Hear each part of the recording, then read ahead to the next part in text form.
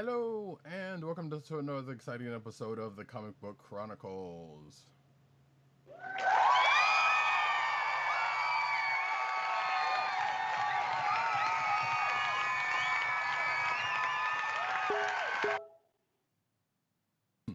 I am your host, Roddykat, and you can find me at Roddykat on Twitter. You can find me at News Nurse Need on Twitter. You can also find me at CBCaps on Instagram.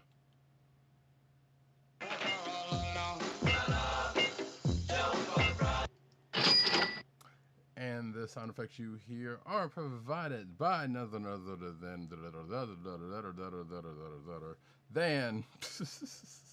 our man in Brooklyn, 1H_70 on Twitter and Instagram.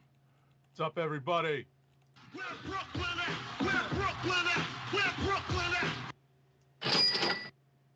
Gotta watch those tongue slips. They're dangerous things, I'll tell you. You could also find this here program on... Oh, sorry. That note just distracted me just a second. You can also find this program on the Coastal of the Podcast Network. That's CSPN.us. Do it today. You can also find this here podcast on your podcast perusal place of choice, whether it be Google Play, Apple iTunes, Spotify, or the Coastal of the Podcast Network's SoundCloud page. And folks, once again, we have new releases. It is on, as it continued to be, as this train keeps a rolling, because that's what trains do. And we are going to start this week off because we still have a big Marvel event going on with one of said books, Lords of Empire, Celestial Messiah, #1. Right. If it wasn't for the altered shipping schedule, thanks to the rescheduling of books due to the ongoing pandemic, we should have seen this book last week when Empire #3 was released, because in chronological order, this book is the story in this book is told prior to the events of Empire #3. Yep. So yeah. So yeah, and actually, I don't know if you noticed in the back of the book they do have the revised checklist with the different phases in it. So it looks like it's more in the order that it should be in, that we did not get previously. No, I did see that. That's where I kind of started to figure out, wait, this isn't right. Which, going into this book, you can kind of, and if you're keeping up on it, you can kind of tell, like, okay, wait, this is definitely not, like, we know some things happened before this. I mean, after that we read before this, that should have come after this, basically, and hence the Empire 3 thing, because, yeah. So basically, just to run down this book real quick, it's basically just a little bit of background, like right before Empire #3 happened, in that the swordsman and Koi were pretty much going through some, well, Koi specifically was going through some ritual that the Kotati has apparently, and in the midst of that, Mantis comes to basically try to talk him down from what they were about to do at the time, which was invade Earth. And I think this was even before the staging area on the moon, if I'm not mistaken, or they were getting towards that part, if I remember correctly. So that happens. They talk. As I say in my notes, Koi makes himself a little bit more unlikable in my eyes, anyway. But they fight. Well, they talk. They have a fight. Things happen, and that pretty much, gets to a place. But then after that, obviously, Empire #3 happens, and we find out that, that Mantis says in Empire 3, is like, yeah, no, I've come to talk to my son. But at the end of this, but we already know, because of this, that she's already talked to him. And at the end of this, she's basically warning the people of Earth that that they're coming, and that she's coming to, to come in to help out. So that's pretty much where everything falls back into place. Right. There's really not, like they have they have their one-on-one confrontation.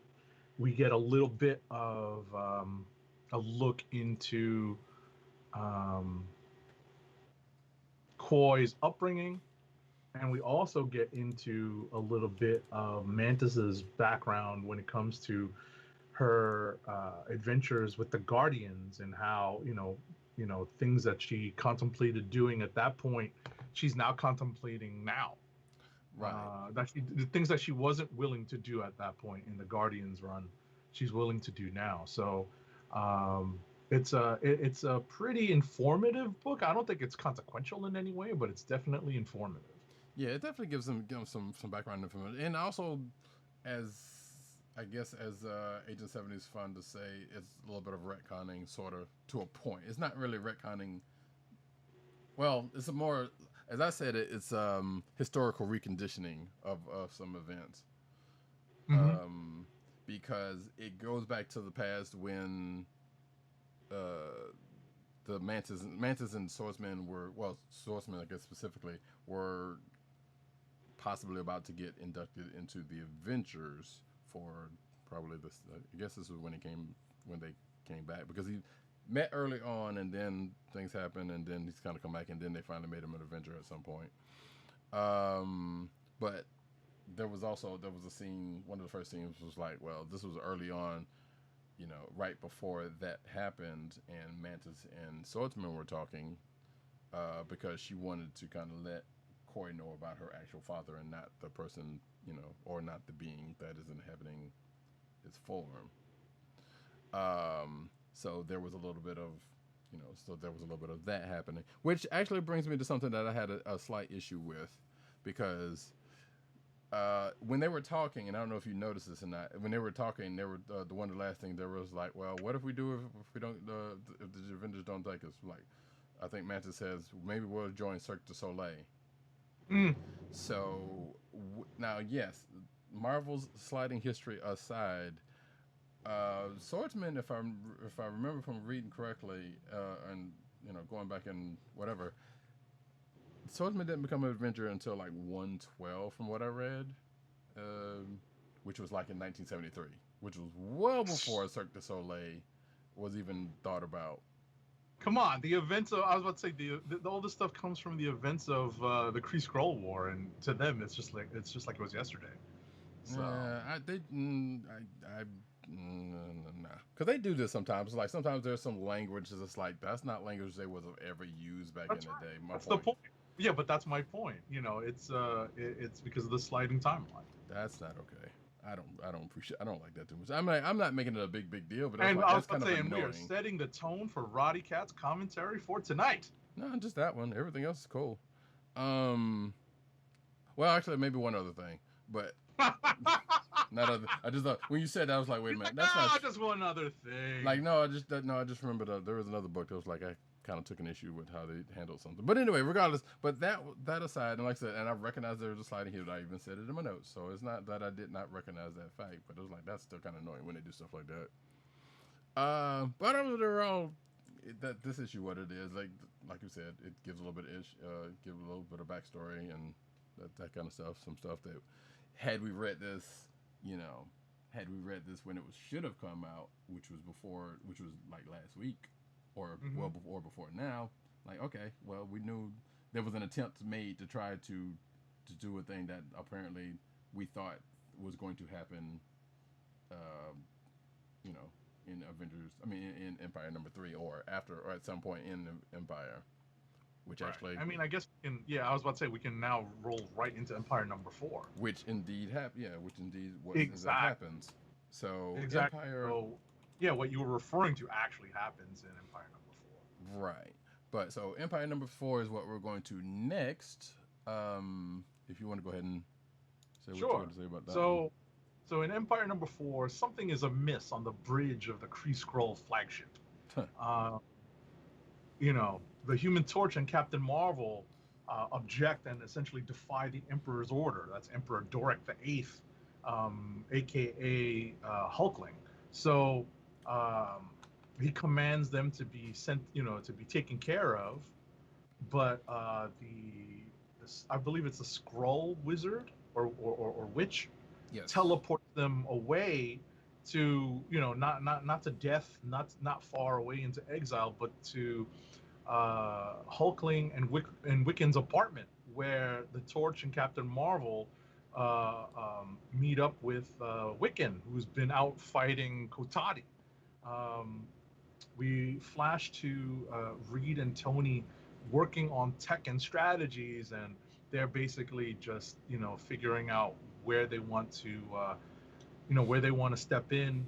Talking about Tony's stupendously frustrated still about having been duped, and they make a reference to Thor being off on his own doing something Age of Ultron-y, that we'll and never we're see. still not going to. Yeah, exactly. We're still not going to see for a little while. The battle continues in Wakanda as the Kotati advance. Guess what? The story of the immortal She-Hulk continues as a twist in this issue. And ultimately, we find out.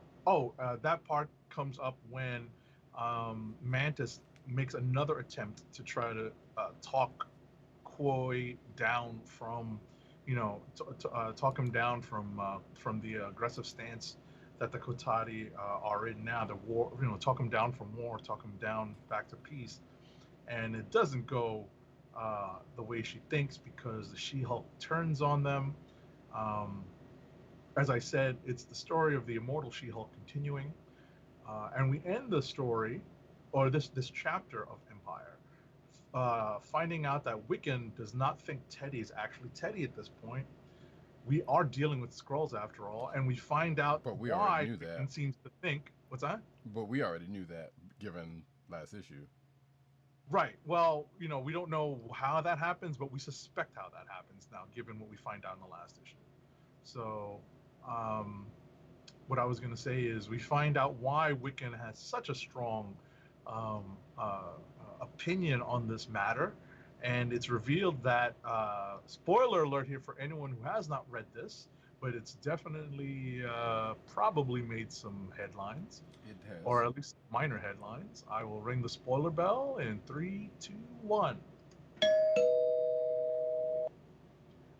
Wiccan and Hulkling have been married off panel.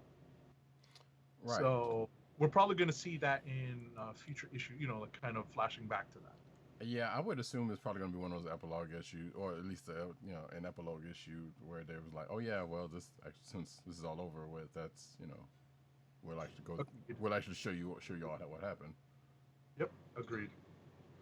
But yeah, I was like, because I know I've seen there definitely have been articles about that part, and I was like saying that Marvel spoiled XYZ. I'm sitting here like, how do they spoil it? If I get why they're saying it, but it doesn't make any sense. I'm like how did they spoil something that that came up as part of the story? Kinda, yeah. So I'm sitting here like, okay. That part didn't make any sense. But again, slow. It's given these days and the news cycle, it's even with SDCC's virtual thing, it's still a slow news days on certain accounts, because Lord knows some of the stuff that they put out on some of these sites now. It's like this isn't really necessary. But you got to keep it up. I get it. Anyway, but yeah, that's pretty much that one. All I basically said was like, yeah, it was Mantis and Koi plus and Swordsman Part 2, but Age of 70 kind of went through all of that. I guess if I had a it's not necessarily an issue, but I was like, okay, really? Was that the fact that the Hulk was used because she was green? I know. That was funny. I'm like, okay, I get it, but I was like, Take it up with Al Ewing. He's going the Immortal Hulk route with her, so. Yeah, I know. And which, on that respect, I'm like, okay, so I get it. Because that has, I know, like, when this first started, Al Ewing's kind of was pretty much pushing stuff going that way by, giving her the suit and having her, mixed with the Kotati stuff, or, and having her change back to basically her She-Hulk looking self, because he's going to do that down the line. So that part wasn't, was not lost on me. But it was like, okay, well, you just did this and that in service to doing this and sort of to doing that. I'm like, okay, I can't be mad at it in the long run. But just seeing that I was like, okay, really, all right, I'm gonna give you this one. But anyway, we can move on to once we just still got a couple of Empire books to go. Yeah. Empyre X-Men #2, I guess actually would be the next one in the listing, if I'm not mistaken. Are you looking at the checklist? Well, I did. I'm looking at the order that I read it in, which is pretty much similar to the checklist. Empyre X-Men #2 was what we will go ahead and talk about, and this is a potential click of the week for me. Okay. Because hey, guess what, folks? We have said before that Hickman don't really put much in to his events that he doesn't plan on getting some use out of. And here comes the old ladies of horticulture, who were from like X-Men, like 8, 9, something like that. Actually, that's probably like 6 or 7, like that. Regardless, early on in the recent run of X-Men, they bested or pretty much gave it to a group of X-Men, including Cyclops and Emma Frost.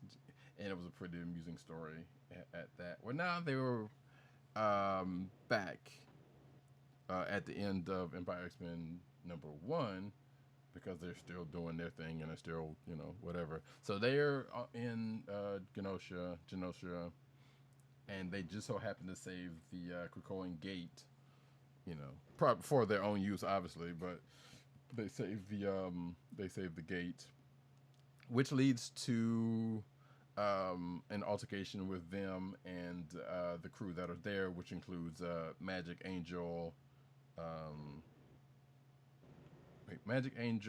Monet, and Multiple Man was in the group.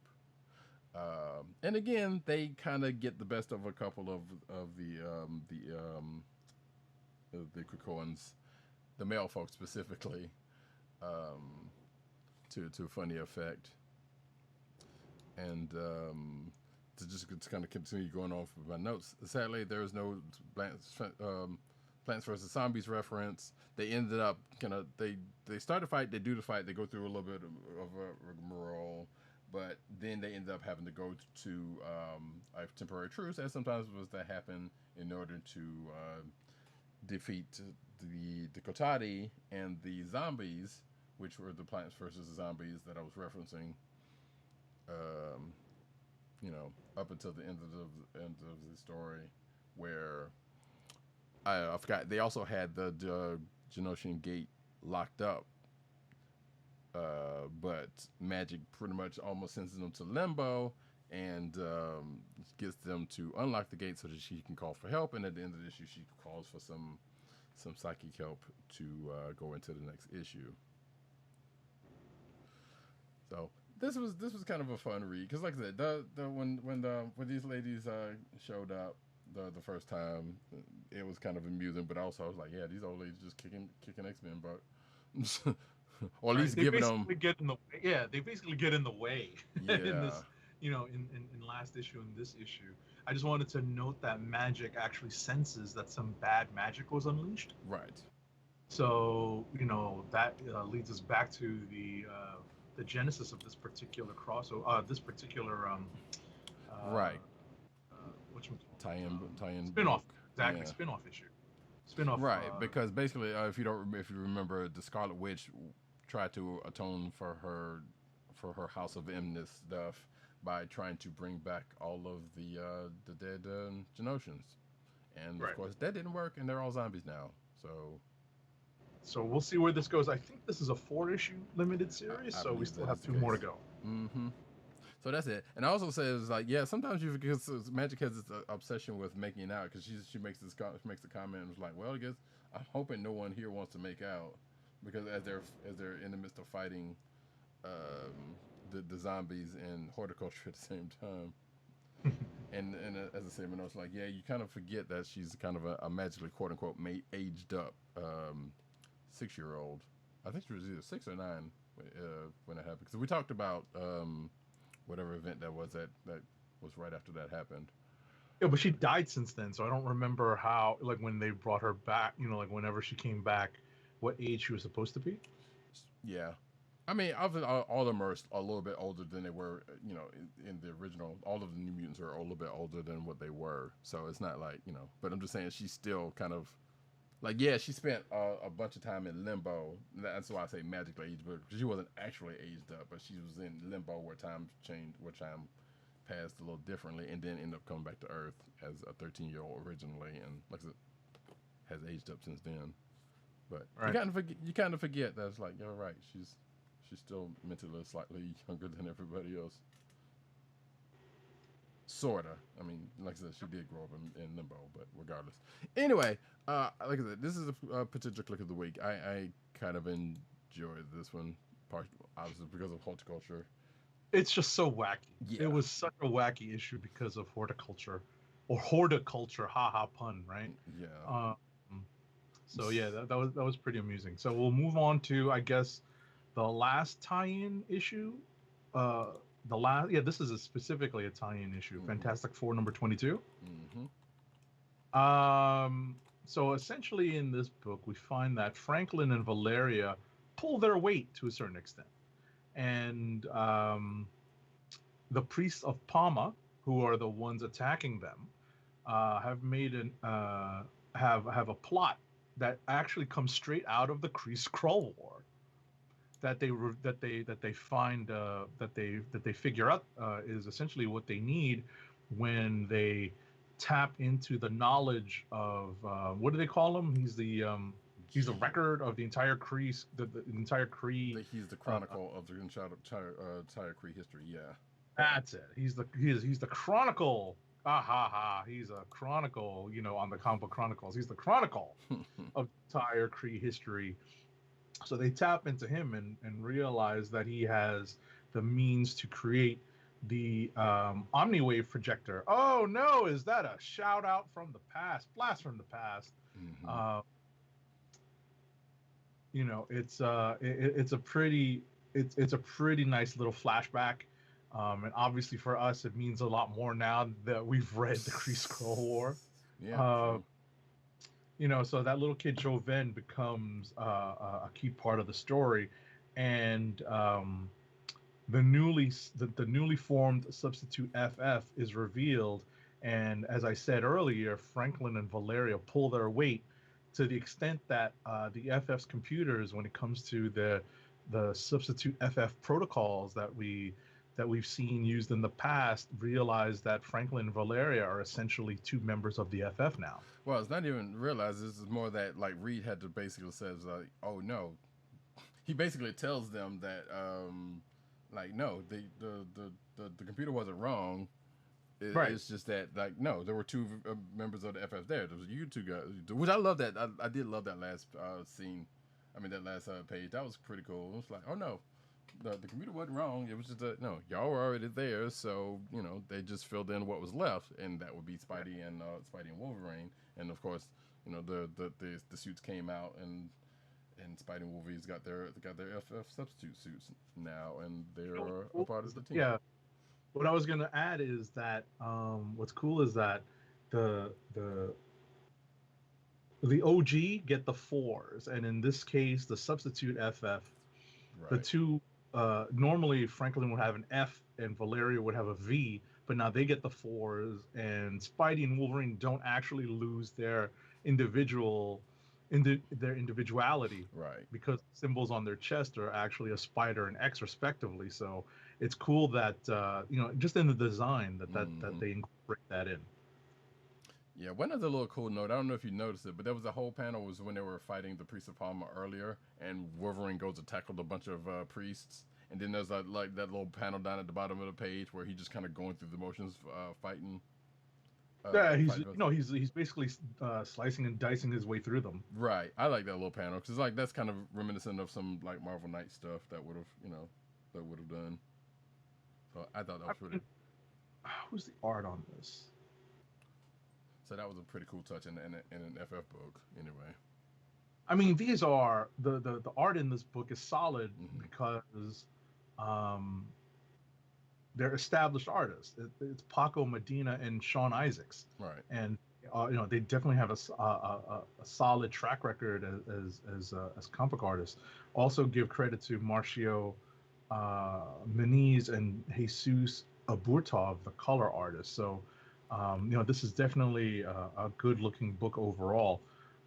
Also, I give Slot credit, just kind of bringing back some of the Slot Spidey stuff. There's lots of great little lines that he gives Spidey, and it's nice to see. Slot Spidey definitely has a way about him and a way of speaking that's different from Spencer's. This one is just there's there's a couple of really great exchanges about Spidey's, what is it, the the wedding one. No, he's talking. Oh, that's a good one. That's Yeah. a good one. He's talking about his spider sense being indirect and unreliable Right. and whatnot. So it was pretty. I just appreciated seeing Slot write Spidey again like that. Yeah. Yeah. All that what you just said. There was some pretty good stuff all the way around in this issue. But I dare say it was a potential click of the week also, even though I didn't put it down in the thing. There's been a couple of them this week, so actually that's pretty good. So we can. Oh, there's a couple of enjoyable issues this week. That's what I'm There's saying. definitely a couple. Yeah. So we can laugh out loud moments too, to be honest. Yeah, and actually, we can get to another one of said books because I think we're pretty much done with the Empyre books for the week, and let's get to Black Cat number 12. Sure. So this is the last issue for now. We had this discussion before. Before the show, whether it's actually the final issue or whether it's a temporary issue because of temporarily ending because they're going to start over with a new volume or whatever the case may be, or they wait until this King of Back event finishes up. We don't know one way or the other, but I would say we actually do have a hint, at least, if we were smart enough, and we weren't. What happened? What do you mean? Go to Jen McKay's Twitter account, and he actually posts about this on his Twitter account. He says that no, we've still got scams to pull and loot to grab, and the vaults of the Thieves Guild aren't going to crack themselves. He cannot go too deep into the weeds before there's an official announcement from Marvel. Okay. So it's the bottom line. So and that's they're on a break for a while. That's what he says. And I'm guessing because I know I have an article about it that maybe that might have mentioned that, but I don't know. So like I said, but I don't remember reading that part about that. But that's good to know. That is good. But regardless, Black Cat number 12 is another potential click of the week. It Absolutely. War, and we've always said this because we've both Agent 7 and I have been a fan of this book since it came out, and I'm happy to hear that it doesn't seem like it's going to be going away for good. But so after the events of last issues, Cat broke into Stark Industries and got a thing from him, but also got this temporary piece of armor.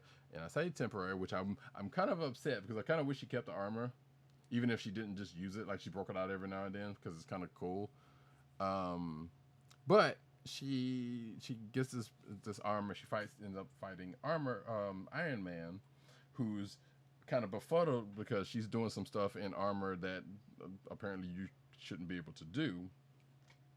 But then she gives Tony the slip and goes after Odessa, the head of the Thieves Guild, which that was unexpected. I was like, okay. I wasn't really expecting her to just do that. And I think they even say later on in the book, it was like, that was kind of a bold move for, to potentially tipping your hand.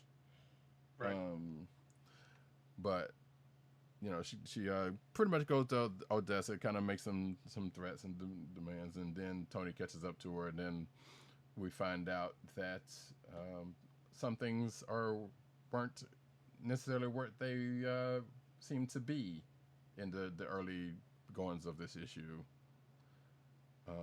And then we cut to Black Cat and her crew basically talking about some, their next steps and whatnot. And then at the end of the issue, we get Felicia in a in a new colored suit, I guess we said, reading the Daily Bugle and finding out she's front page news. So I was about to say, I think there's something else implied. I wonder if there's someone else running around. You know? Yeah, that's I wasn't quite entirely sure of the implications because it was like, okay, that's because the especially with the with what the newspaper was saying, and this is, I don't want to necessarily give it away, but Right. the newspaper headline kind of suggested something, which it could either be that yes, what Agent 70 says is the case, or something happened that caused her to have to kind of do, which Spider-Man has actually done this before. It's like, well, his original suit's kind of tainted because of things going on, so he changed the suits, for reasons. Right. So we don't know which way that falls, but regardless, right. There's definitely something teased coming up, so that's it's good to know that. McKay and company are going to be continuing Felicia's story after the King in Black event. Mm-hmm. I just wanted to mention that the art by C.F. Villa and colors by Brian Reber are fantastic in this book. Mm-hmm. Fantastic. Yeah. And I also wanted to mention that what Roddykat was referring to is that Felicia is using more than just Stark tech to take a joyride and get away with the key, quote unquote, that she made in Iron Man's Forge. She's also using an old Stark strategy against him. Mm-hmm. Believe it or not, it's actually something that it took Iron Man just a little while to figure out. Like, but yeah, he was a little miffed about that. It was like, really? Like, honestly, you're right. It's honestly one of his old strategies. It's, actually, old and new if you think about the MCU, because it's not like that hasn't been employed there indirectly. But that's true. So it was, this book was a lot of fun. This is a potential click of the week for me because I really like the fact that McKay incorporated the fact that this suit was made under duress. Mm-hmm. So it lacked several systems that normally would be incorporated into an Iron Man suit. So, there were things that that were not left out in the thought process, and that I really appreciated. Right. I really appreciated that was not, it wasn't like, we can just churn out one of these Iron Man suits willy-nilly and it's top of the line, with all the bells and whistles, all options. Yeah, exactly, with all options installed. It's not the case. It's actually that would be something that actually takes time, and the fact that this was made under duress left it incomplete, or at least not fully loaded the way that we would expect it to be. Right. So, and I want to say that was something that was actually mentioned last issue while she was doing that, because she was like, all right, well, I don't know, I would have to go back to that issue and say, but I feel like there was a line between her and the AI. It was like, well, this is going to take X amount of time, and it was like, okay, well, scrap that, let's do, right. But in terms of what's not put in that shortened span of time, that's what I really appreciate about this. There's actually like a good amount of thought involved in the story. Right. Not glossed over. So that's really, I can't recommend this Black Cat book enough. Mm-hmm. It's been a lot of fun. It's a shame that it's taking a break because of, whatever reasons, King in Black, or production reasons because of COVID. That's what my guess is. So we'll see where we are when we'll see what happens when Marvel hopefully makes their announcement sooner rather than later that Black Cat is back. Yeah. I wouldn't be surprised if it comes in the new year, I'll be honest, because we are already in August. Yeah, perhaps we'll see. Like I said, I did not hold out the same faith as Agent 70 did, because sometimes they do some stuff like that. I'm like, no, this book just canceled just for no reason, and we'll never see this stuff again, even though it did leave on something. But I don't know. Right. And even in the reasons, you should have just checked the Twitter account before. I mean, sometimes you don't. I mean, but sometimes that stuff wouldn't have, they might not, he might not have said anything before now. Sometimes that happens until like after record or something. No, this posted. I was going to say this. He did pin this tweet yesterday, thankfully. So right, but I'm saying, but sometimes that doesn't happen. So we can't. It's not necessarily always a reliable thing. Right. We should have checked. But yeah.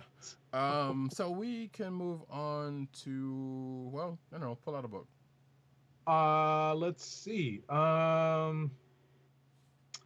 We can do something quickly that was very disappointing to us. Doctor Strange, Surgeon Supreme, number 6. Yes. Now this was, speaking of surprise cancellation, this was actually killed with this. It is actually canceled. Mm-hmm. Unlike Black Cat.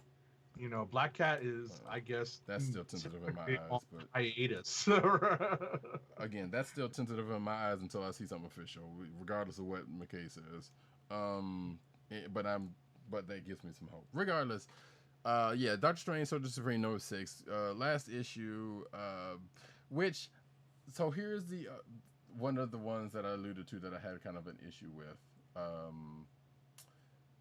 The reason, so we find out Madame Mask's reasonings for why she's doing what she's doing, and I'm sitting here like, I specifically said in my notes, like, come on, comic book writers, we can do better than this.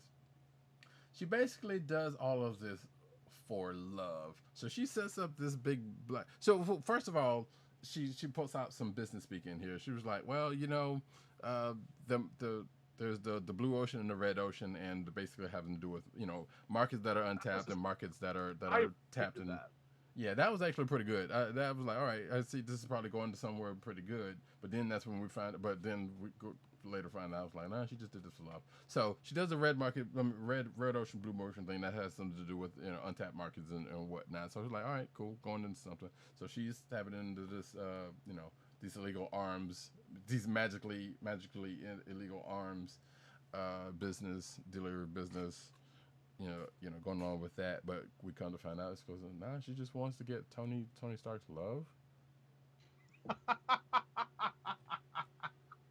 Like, I was like, I got to that part and I was like, really? I laughed. I kind of giggled when I saw that because Kev Walker does such a great job of rendering what this particular form of a password would be. And it was just so well rendered. I just couldn't stop giggling. It was so funny. Yeah, I was like, that's just lazy. Yeah, I mean, it's a problem. Yeah, I was about to say it's a problematic motivation. Although I hate to say this, it's not, you know, it's not completely impossible in the realm of, you know, of unrequited love. So damn the possibility of it's still lazy. I don't care, but it's still lazy and stupid and problematic. Like, come on, like Madame Mask for everything Madame Mask is, like, everything they've even said in this issue and in previous places is like, yeah, she is, you know, she's in her own right a force to be reckoned with, but now you're just like, no, she just did it for love. I'm like, it's just insane. I kind of chuckled at that. So, but that aside, I mean, you know, like I you know, just hold on to that thought. I wanted to just mention that the whole motivation that she came up with for getting into the magical arms trade was so well written. I really liked that part. Yeah. And then when we got to the password part, and we see why she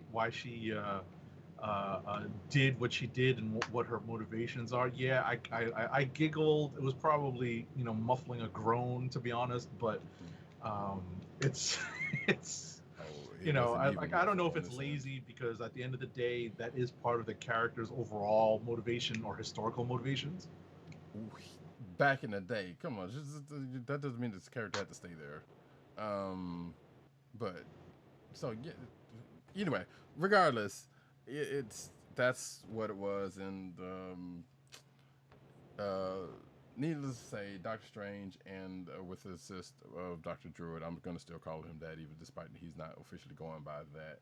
They pretty much deal with the situation, and there was also a little funny aside on that part. It was like Doctor Strange is having his inner monologue while they were fighting Madame Mask, and it's like, well, this and that and other. And he still can't trust the Doctor Druid because this and another. And Druid's like, I can hear you, right? So the inner monologue that we see as like inner monologue boxes was pretty much translated as him actually his inner thoughts in the world as well as to the audience. So that part was kind of funny to me. And even though he still did it, it was like, and he still continued to do the inner monologue, and even after that. But at the end of it, he was like, you know what? Yeah, I was wrong for that, and I apologize. And let me buy you a cup of coffee, and try to make amends. And then the book pretty much ends. Right. I would say I just wanted to touch back on Madame Mask, and one of the last things that they try to do is they try to help her by magically curing her of her mental illness. And Doctor Strange does realize that he's dealing with someone who is mentally ill, and it's definitely not part of his it's not the focus of his training. Obviously, he's the surgeon supreme, but it's interesting to see that he does try to help her and not maybe not immediately go into either taking vengeance on her or doing some other kind of taking her bringing her to justice in some way. But he tries to help her, and she makes a break for it, and now she's being hunted. Mm-hmm. According to Strange, at least, she's being hunted by all the customers that she made selling magical arms to, who've seen their magical arms go bye-bye, thanks to what Doctor Strange does in this. I also wanted to mention, actually, no, make your point, and then I wanted to see if you bring up the last. I know, go ahead, because the only thing I had was a passing thing. Oh no, I mean, I think we might have been going on the same because all I was going to say was that that part about her being hunted. I'm hoping and wondering if they're going to something's going to actually touch on that at some point. What I was going to actually mention is they're going to do something with Druid because they tease it. Oh, really? They tease that something is happening to him. You don't see it in the art where like his hand is glowing and his arm is transformed. I had assumed that was a part of his his power set, or at least his what they're making the concept, because he was a druid. It's not like his powers weren't naturally based anyway. But yeah, I did see that, but I was kind of like, well, that's just part of. The reason why I mention it is that if you look at the panels in which they showcase what's happening to Druid's right arm and hand, is that they're all tucked away behind him, behind Strange's back. Right. So I think that's a tease, or would have been a tease for developments in the character of Dr. Druid, aka Anthony Ludgate, in the near future. But this book has been canceled, and we have confirmation of it. Why? Because we have goodbyes from both Mark Waid and Kev Walker at the end of the book, and it was sad. But it still doesn't mean that they couldn't come back to this at some point, hopefully, somewhere down the line. But yes, this volume is definitely ending, and with no immediate plans that we know of, or anytime soon for any kind of new volume.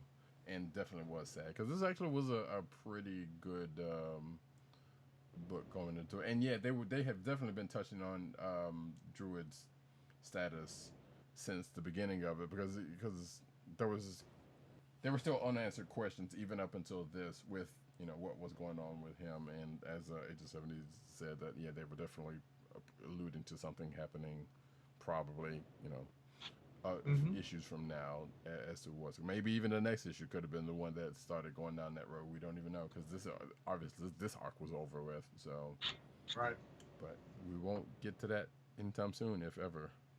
Right. All I have to say is they need to get Kev Walker on another book right away, if he's not going to be doing Doctor Strange, because the 2099, no, the whatchamacallit, not 2099, the 2000 AD sensibility, that British comic book art, superhero art sensibility that he brought to this book, and whatever adaptations he made or allowances he made for American audiences, if any, really worked well. I really liked what he did on this book. They need to put him on a book ASAP if he's not going to be doing Doctor Strange. Yeah, I would agree with that. So that being said, do you have one more book, or are we going to push to Yeah. wrap it? I was about to say, we're going to do rapid, I think, because we both read a lot of books this week. We do have a little bit of crossover, but I will spin it up so that we can do rapid fire. Okay.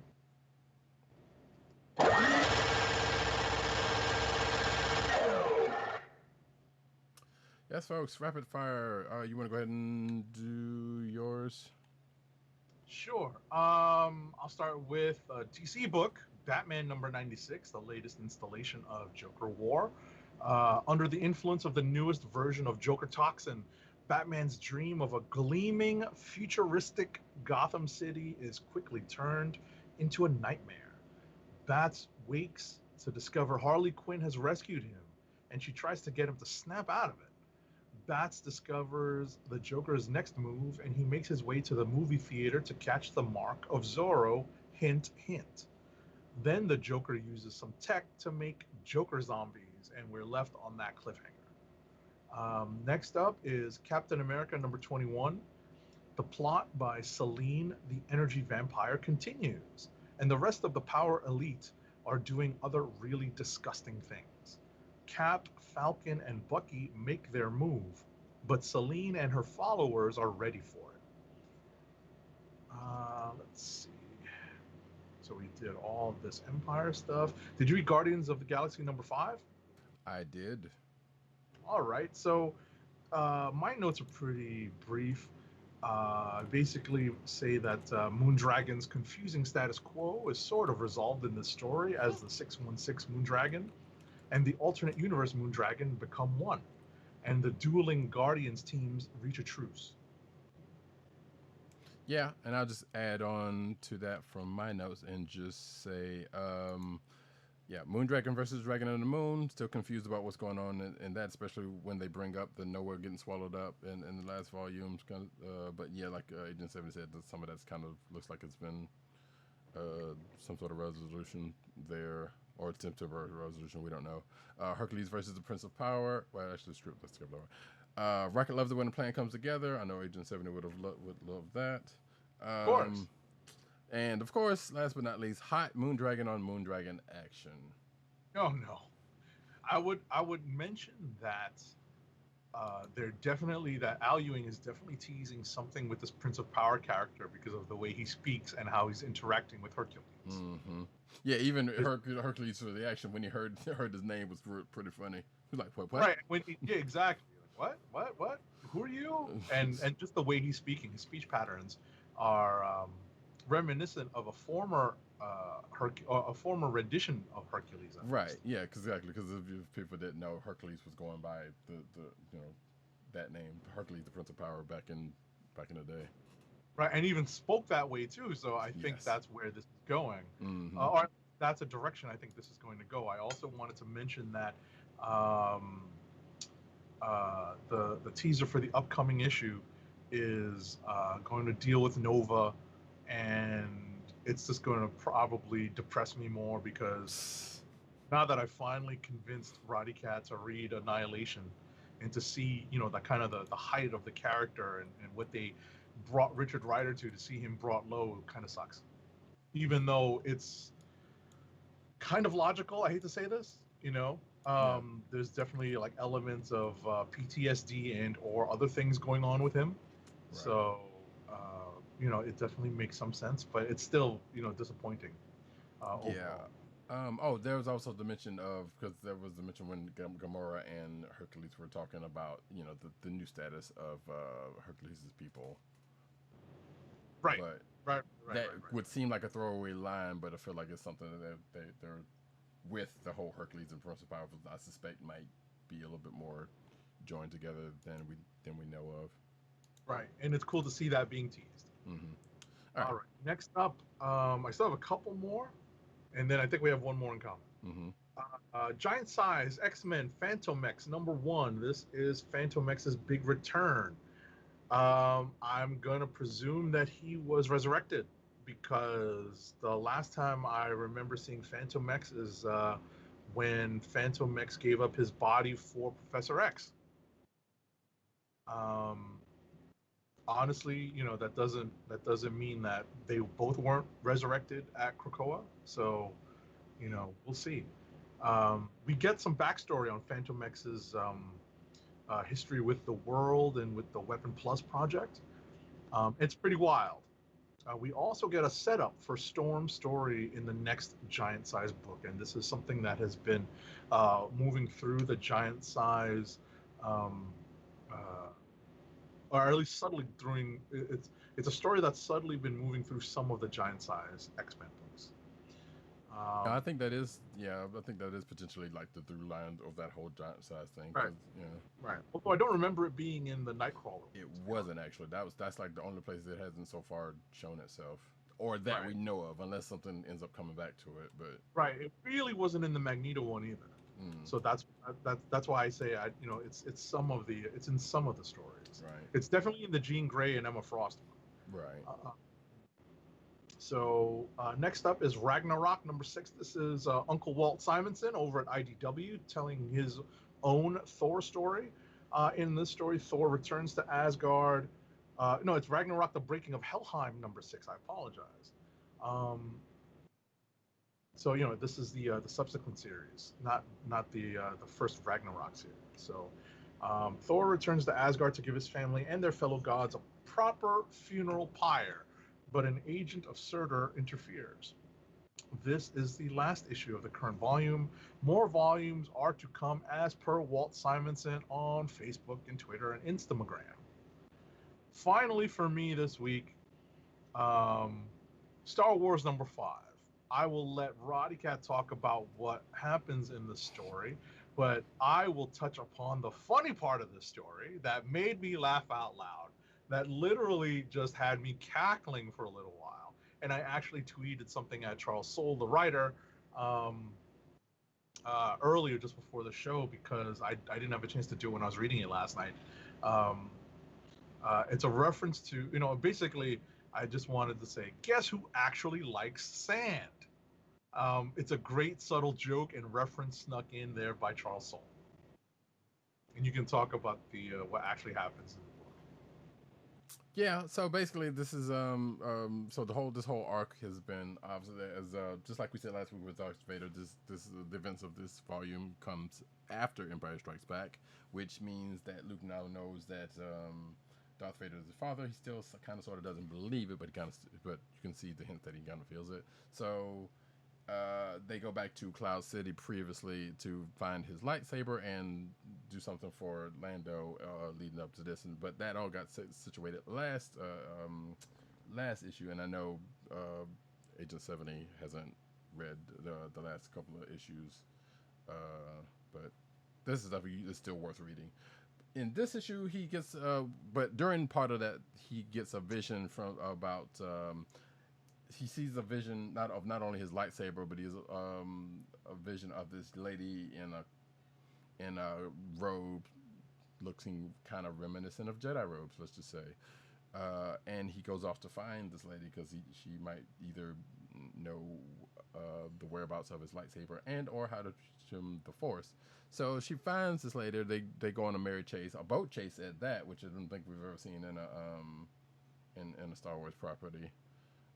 But it's just like a speeder, as Luke says. So, but he catches up with her, but she's got traps laid out, so he gets trapped, and you get the sense that this lady, while she's saying she's not a Jedi, she's definitely Force sensitive. I believe she was a Padawan, and I suspect that's going to come out in next issue.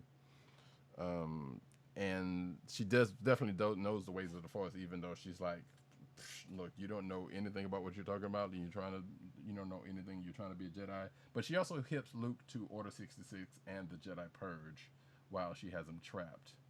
But she also senses that Luke is Vader's son, and just like, oh, the other you gotta go. So she springs her trap again, and that's where we get to at the she springs another part of the same trap that she's in, that Luke is in. And we see something happen. Well, we see Luke. We don't see Luke actually at the end of this issue, but we know we have a pretty good idea that he's going to be around next issue. I'll put it that way. So I was going to mention, um, it's kind of cool to see a sneak peek of the Inquisitors. yes, oh yeah, that's right. She also tells Luke about the Inquisitors, of which he did not know, and the fact that Vader runs the Inquisitors, and Right. that's when the lady finds out that Vader's his peppy. Exactly. So it's a pretty cool. I mean, the timing of it is a little weird if you follow Rebels I because kind of thought about that too, but at the same time, I think that is probably why they're folding them because you know because since Rebels they have been putting them back in like the books. So in the original, matter of fact, it was Charles Soule, Darth Vader book. That's when the Inquisitive came up in and was used in comic book form, and since then they've been folded them more into the canon.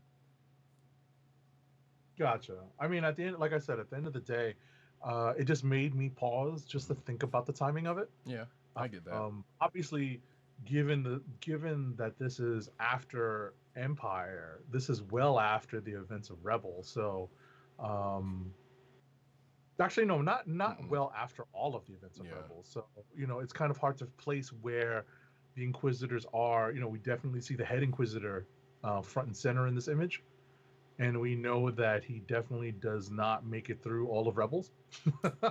yeah. So, Especially in that current form, right, in that form, because he does come back later on, but still not even as right. an actual, Oh, he you know, comes back as, yeah, I was about to say he comes back as a Force Ghost. right.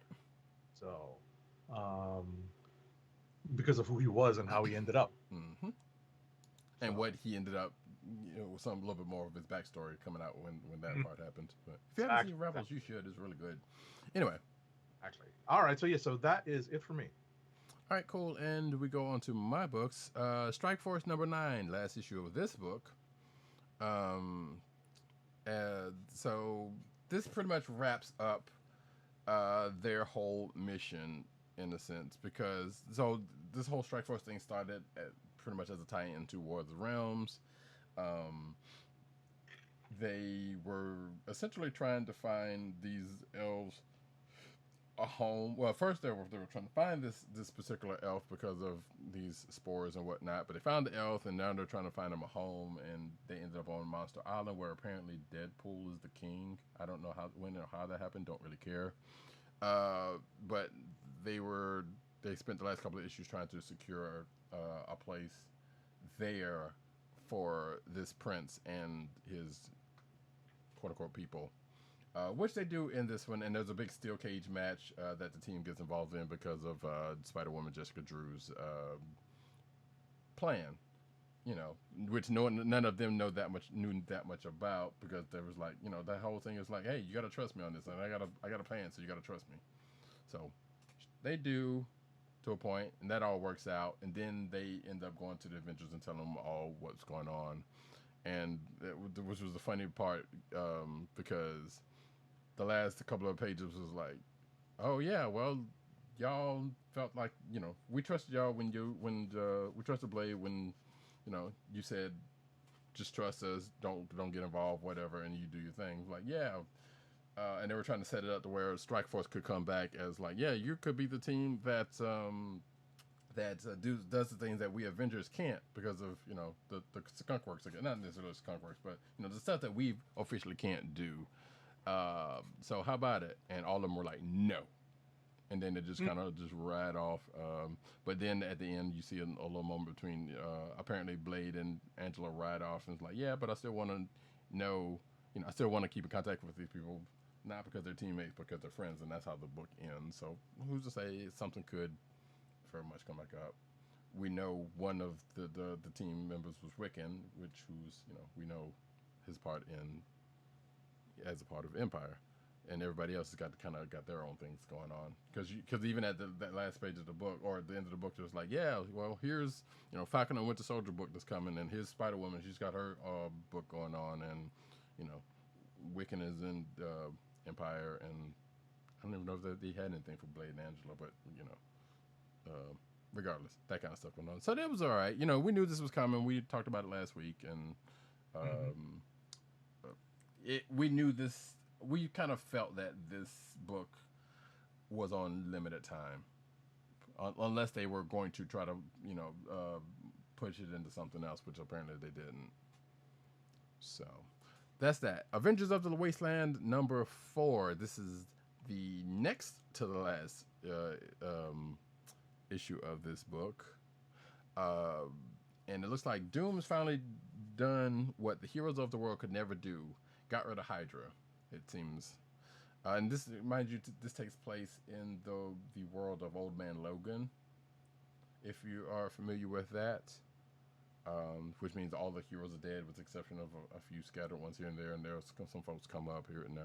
No Logan shows up, no Hawkeye shows up, that kind of thing. But regardless, and this is like Danny Cage, who has the mantle of Thor, and a bunch of other folks, a few of other folks. So they ended up go to Osborn City, as I say in my notes, where the villains are green and where the goblins are green and the villains are plenty, and MODOK's there.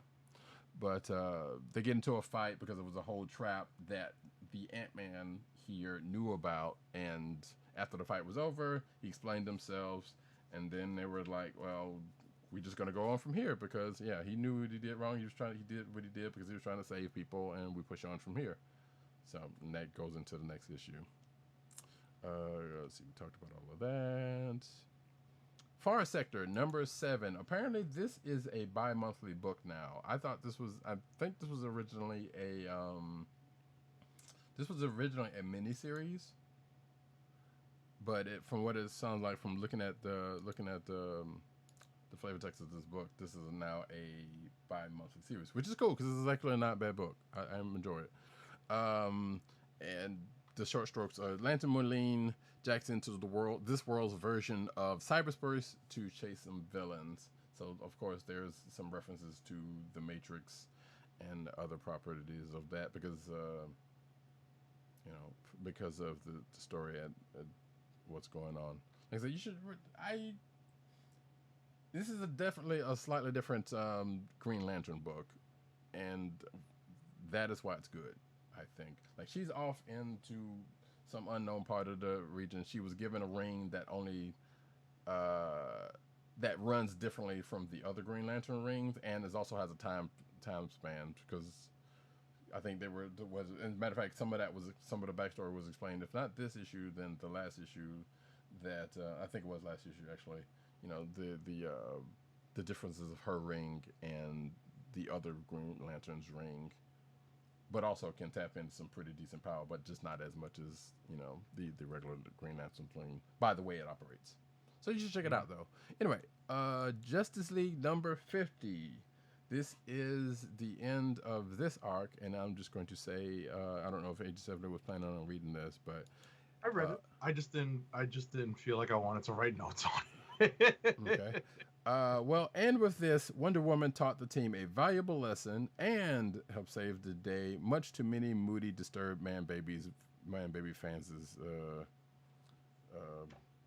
issues. That's so funny. That's so. I guess it's silly. To me, it's silly for them to even have an issue, but obviously they're silly to begin with. I got a kick in this issue out of the way Batman was like, "Oh, I already designed the palace self-defense mechanism to protect me and to protect to protect us. So right. Y'all need to back the F up." So right. To which we know what was going right. We know what was going on with that, but the team didn't, and I thought it was strange. But Diana was the one who did something about it. Everybody else was still kind of a magical doohickey. I love that it's always a Yeah, of course. Hey, that magic lasso comes through in the clutch all the time. They have a magic lasso, a power ring. Come on, But yeah, but ultimately, like I think this arc was all right. Like, yeah, some people talk about the politicalness of it, but hey. Well, I mean, at the end of the day, I think taken as a whole, I think it's a solid story. Yes. I think as we were reading it, it was a little tough to read. Mm-hmm. But I think this reads far better as a collected edition. Like, hey, guess what? The Justice League are fallible. Like, they can make mistakes. Well, You can exactly. change this. You know, it's a shame that anyone reading this does not already know that. You know, Right. if that person doesn't already know that, it's a Right, because shame. it would be boring. It's like, oh yeah, they beat people up and that's all, and everything's right and wrong, and they're always right about how they do things. Yeah, I was about to say they're not exactly the. I don't want to insult them by calling them not the brightest in the bunch. Oh no, they're a solid team. Like they do No. what they do quite well, but also they don't know There's everything. Batman. I would argue it's Batman, Wonder Woman, and a bunch of meatheads. But Wow. you know, but Superman is like, you know, it depends on who's on how they're portraying Yeah, Superman. exactly. So but that's that. And last but not least for me, you were waiting for it, folks, and here it comes. I was about to say all hate mail can be directed to @agent_70 on Twitter. You can send something out to me. I don't really care. Yeah. We will fight about it. You'll lose, but we can fight about it. Anyway, Transformers: My Little Pony #1. And as my notes say, the improbable crossover no one asked for that absolutely had to happen, especially since there are crossover figures to synergize with, is now here. It comes included with a self-dig on crossover stories right at the top, which was kind of amusing. But the premise of it is Queen Chrysalis of his Crest. I am not up on my Little Pony lore, so that part about it I don't know about it. But before I even say that, I do love how they do the roll call of this at the beginning of this. So they're like, you know how a lot of books nowadays are like, here are the characters and, you know, little blurbs about them on the first page before they get into the story. In this one, they have like 2 pages. Like one page is for the ponies, and it says Queen Chrysalis, or, you know, Queen or Butterfree, or whoever the ponies that are involved, and they just, you know, give a one line about this. For the Transformers, they say Optimus Prime, leader of the Autobots, Bumblebee Autobot, Grimlock Autobot, RC Autobot, Decepticon. That's just it. I was like, no, like if y'all don't know who these people are, then I don't know what to tell you at this point. But anyway, getting into it. So apparently I'm assuming the antagonist of the Pony series, Queen Chrysalis, basically does a spell with her cronies that says, hey, bring forth other changelings. So I guess her group is called the Changelings, but even though they're ponies. Again, I don't know anything about My Little Pony world. Please don't write me or at me. I don't care that much. She does a spell to weaken the boundaries between worlds and calls forth other changelings from other worlds. And guess who answers the call for that? Yes, a bunch of Transformers on the Decepticons and the Autobot side. So a bunch of Cybertronians get transported to Equestria. They meet up in various ways. There's this one little scene where Bumblebee and Prime are falling, you know, as they're coming in, and they sort of like, well, hold my hand, and I'll try to Prime's like, you know, hold my hand, so I'll try to take the brunt of the fall, so you might be able to leave. And then one of the ponies just happened to come along. It's like, oh, this is sweet to see all this friendship and this and that's other. You must be nice people. So you know, so the pony saved the day, and actually it's weirdly, it's amusing because they meet. Megatron meets the Queen that caused all of this, and some of the Autobots, and the, you know, obviously the groups that there meet various people, and then it's cut off into 2 different stories. So I'm assuming that's how the My Little Pony books goes. I guess that they're like two stories in one issue, because the second part of the book is when RC meets RC rolls up on Starscream, who is like, hey, I'm Emperor Starscream, I'm gonna take over this place, and then RC comes and kicks his butt, and she meets one of the ponies, and they start talking and having a friendship, and then the jets, the Decepticon jets, attack again, and of course there's a team up between RC and this one other little pony whose name that escapes me right about now, but they become fast friends at the end of the story, and it's cute. Okay. And of course, it's to be continued because that's how these things go. So I'm not going to sit here and say whether I'm going to actually read the next few issues or not. I might just find it just to see where it goes because I'm stupid like that for these crossovers. But Everything Transformers. I mean, there is that. There's definitely that. But I kind of feel like I have to see where this goes. I don't expect a whole lot out of it because it is one gen up crossover that out of the many gen up crossovers that has happened in the last few years. But this was just amusing to me. And that, folks, is it for me. So now we can go to Clicks of the Week.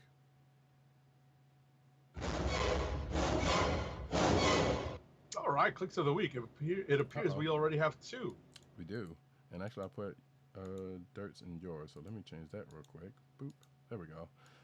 And Dirt has one which did not even come out this week, and I'm fairly certain has been out for a minute, although we don't have complete confirmation of that, in Ant-Man #4.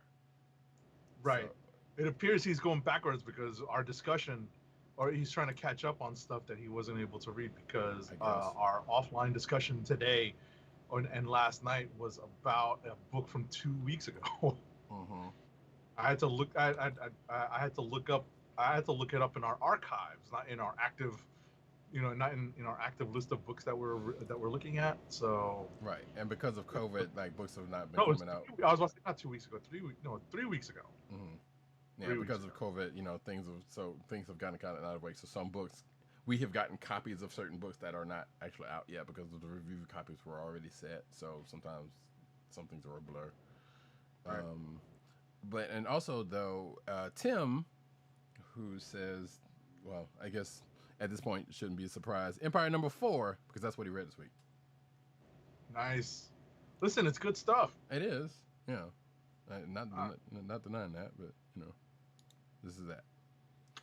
So do you have yours, or? I am thinking. I read a lot of books this week, as you can tell, as you did as well. Mm-hmm. So I am considering what I really like this week. And there's I definitely got some candidates. Exactly, I was going to say that. I've got some candidates. I really enjoyed Guardians. I really enjoyed FF. I really enjoyed. I mean, obviously, having not read the last 2 issues of Star Wars, I didn't completely appreciate everything that was happening. But that joke, the sand joke that Soul put in there, was worth it just to flip past it and realize what he was referring to. Right. As I said before we even started recording, it was like, I wasn't expecting to see that one that soon. But at the same time, like we've seen it in other properties before, like they made a similar joke in Rebels, with one of the characters, and probably I'm sure season 7's probably got a joke of Clone Wars, probably has a sand joke. And we definitely know there's been some in Clone Wars, or been one in Clone Wars.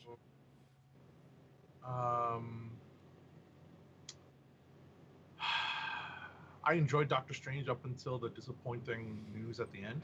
Yeah, well, that and the revelation of the motivations, but yes. Well, yeah, I mean, they kind of brush over, they kind of gloss over it by saying that she's nuts. Yeah, and of course Black Cat, which I always enjoy. Yeah, that's what I'm kind of leaning towards. It's always well written. And you know what sucks is that J. Scott Campbell tweeted out, was it last week or maybe it was this week? I can't remember. Obviously, time is a very warped concept for a lot of people nowadays. J. Scott Campbell tweeted out that the cover to issue number 12, which he had done back in January, it's now August.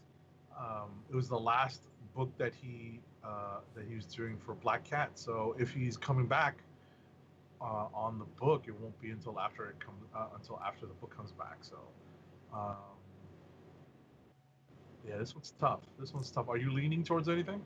I'm leaning towards Black Cat for certain. Between that, FF, and weirdly enough, Transformers My Little Pony. But I'm definitely including the first two of those with Empire #4 folded in. Mm, yeah. Because I definitely appreciated what Slott was writing in FF22. It just came together really, really well. Right. Yeah. So it's definitely appreciated. Yeah. Hmm. You know what? Here's what I'm going to do. Unprecedented, even though we've done this a couple times in the past. I'm going to do a dual shout out. Nice. And I'm because that way that we won't belabor this for too much longer. Black Hat #12, definitely for certain, because that was a good issue. But also, Transformers: My Little Pony. Just a little balance. Folding it in, so now we know who the target demographic is, Well, it's damn sure ain't me. or at least someone who's a member of it. Hey, only for the whatever. The Transformers part. That's the point. I know, but I'm saying even that, I feel like I've stayed away. It's like the Venn diagram, right? I It's feel like Transformers and Hello and not Hello Kitty. I mean, My Little Pony. it's all Hasbro if you think about it, but right. And it's the Venn diagram, and like if you're willing to tolerate, the crossover, and you're in the middle, that's the target demographic. Well, see, that's what I'm saying. That was kind of the thing, because like I feel like there's been crossovers that I was like, no, I'm not even. Despite the fact that there was a Transformers connection that I didn't do. Right. But I don't know. I can't think of it right now. Either way, here's where we are, folks. All right. I guess you know what I'm going to do. I'm going to go with Black Cat #12 on its own, but Empire #4 is definitely close because of all the good stuff that happened. All the, we can't fault Empire right now. We cannot fault Empire for not having consequential things happening in each issue of the main miniseries. There's always something going on, so there's always something moving the plot forward. So you can't accuse it of being slow moving. It's definitely moving at a pretty prompt pace. Obviously, this is influenced heavily by the fact that we're getting these one week after another. Yeah, and I feel like it would be a disservice to do that. It's like, oh, well, it's got to do some. Well, I know there's been a problem with people in the events and stuff. So like, well, this event didn't do enough because all it was just them talking. Like that doesn't mean nothing happened. It's just that it brought out some stuff. We have read issues like specifically issues of Justice League where the majority of it was just exposition, but it was good exposition. Right. Because they're discussing, they're trying to figure out their next move. Right. And in a sense, we don't really get that much action in this one, but we get a lot of revelations in this one. Exactly. So things are moving along. Right. So the fact that and to the point of like, well, it has to get to a point real soon. Like that's like, okay, that's just dismissing the journey because like, in favor of getting to the end of it. Like this, there hasn't so far been a part of this that this event's like, okay, this needs to end. And believe me, we have let our opinions like known. That. Yes. We've had events like that. I would say that next week, I was just taking a peek at next week's solicited books over at Comic List. Empire #5 is already out next week, as well as Empire Avengers #2, Empire Captain America #2, Empire X-Men #3, and I'm looking for anything else Empire-y, but that looks like it. But you get that main issue of the issue of the main series out. That'll move things along quickly. Yeah, and like I just haven't said, because this book is coming out as rapidly as it has, whether it had been COVID related or not. Because like I said, I think the last couple of times there's been Avengers events, they've been weekly also. So there's no telling whether COVID actually had more to do with it than that's the way they were going to do it anyway. With the exception of a couple of the books that are out of, they have shipped out of order. That's definitely COVID related. Yeah, I was gonna say I'm willing to bet they were probably. I don't think they were coming out on the Hox Pox pace because remember that was actually coming out, But it's similar. Fire. Yeah. Right. It's definitely similar. I don't think it would have come out every week, but it definitely would have been coming out probably to finish up before the summer, Right. Probably because bi-weekly. this was supposed to come out right when we went into quarantine. Mm-hmm. So if we were thinking about it God, it sucks to think about it this way. If this had come out in March as it was intended to, this would have been over months ago. Probably. This Mm-hmm. probably would have been over in May. Or at the very least, just especially if they've continued on their original pace with the Right. other stuff that they had going on with it. Yeah, it probably either would have just been ending or would have been ended by now. Right. So that's one thing to keep in mind. So it's one small silver lining of all this COVID mess is that we are getting these books coming because they were done already essentially. Right. They're just coming out at a rapid pace. So. Right. All right. So those are our clicks of the week. Yep. Ad read, please, sir. Our first ad read of the night is for Wink. Let's get crunk. Wink, a personalized wine club. Wink is a world of wine delivered right to your door. From rosé to cabernet to torronté, Wink has over 100 styles of wine to discover. Ever try an orange wine? Wink connects you to a world of exclusive wines tailored to your tastes and delivered directly to your door. Wink delivers 4 bottles of wine to you every month with free shipping. You can pick your own bottles or let Wink choose and match to your taste. It doesn't cost a thing to become a member, and you can skip or cancel anytime. And now the listeners of the Comic Book Chronicles can enjoy an exclusive discount of $20 off your first order. To place your first order with $20 off and to help keep our show free for you, go to our network website at cspn.us/wink. That's cspn.us/WINC. Wink Wines through CSPN.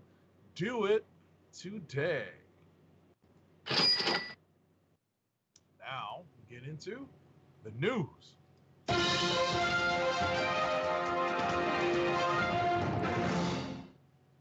And I would like to let it be known right here, right now, and I shouldn't have to say this, but I will anyway, because I feel at the very least 1 or 2 jokes coming up about this. No, I am not a brony. There is nothing wrong with being a brony, but I am not.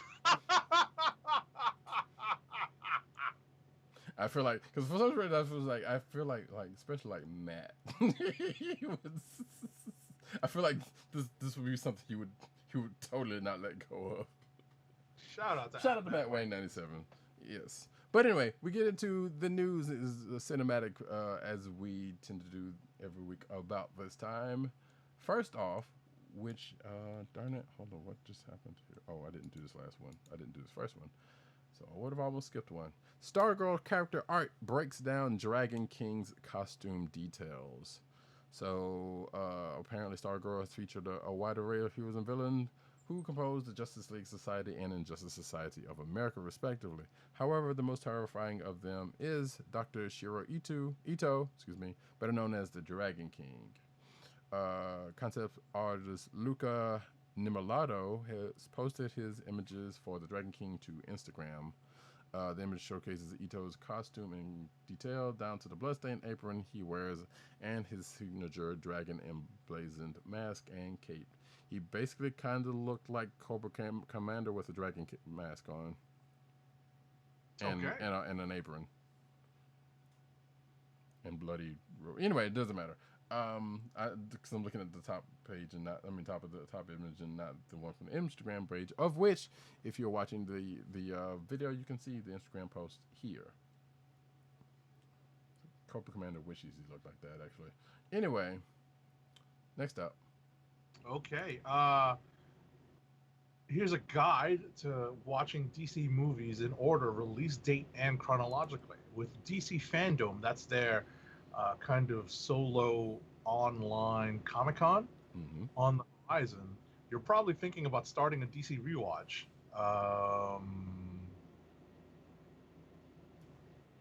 Hold on.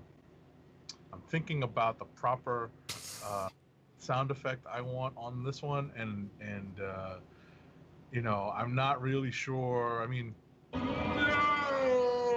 so, I mean, that's where I stand. That's my own personal view on this.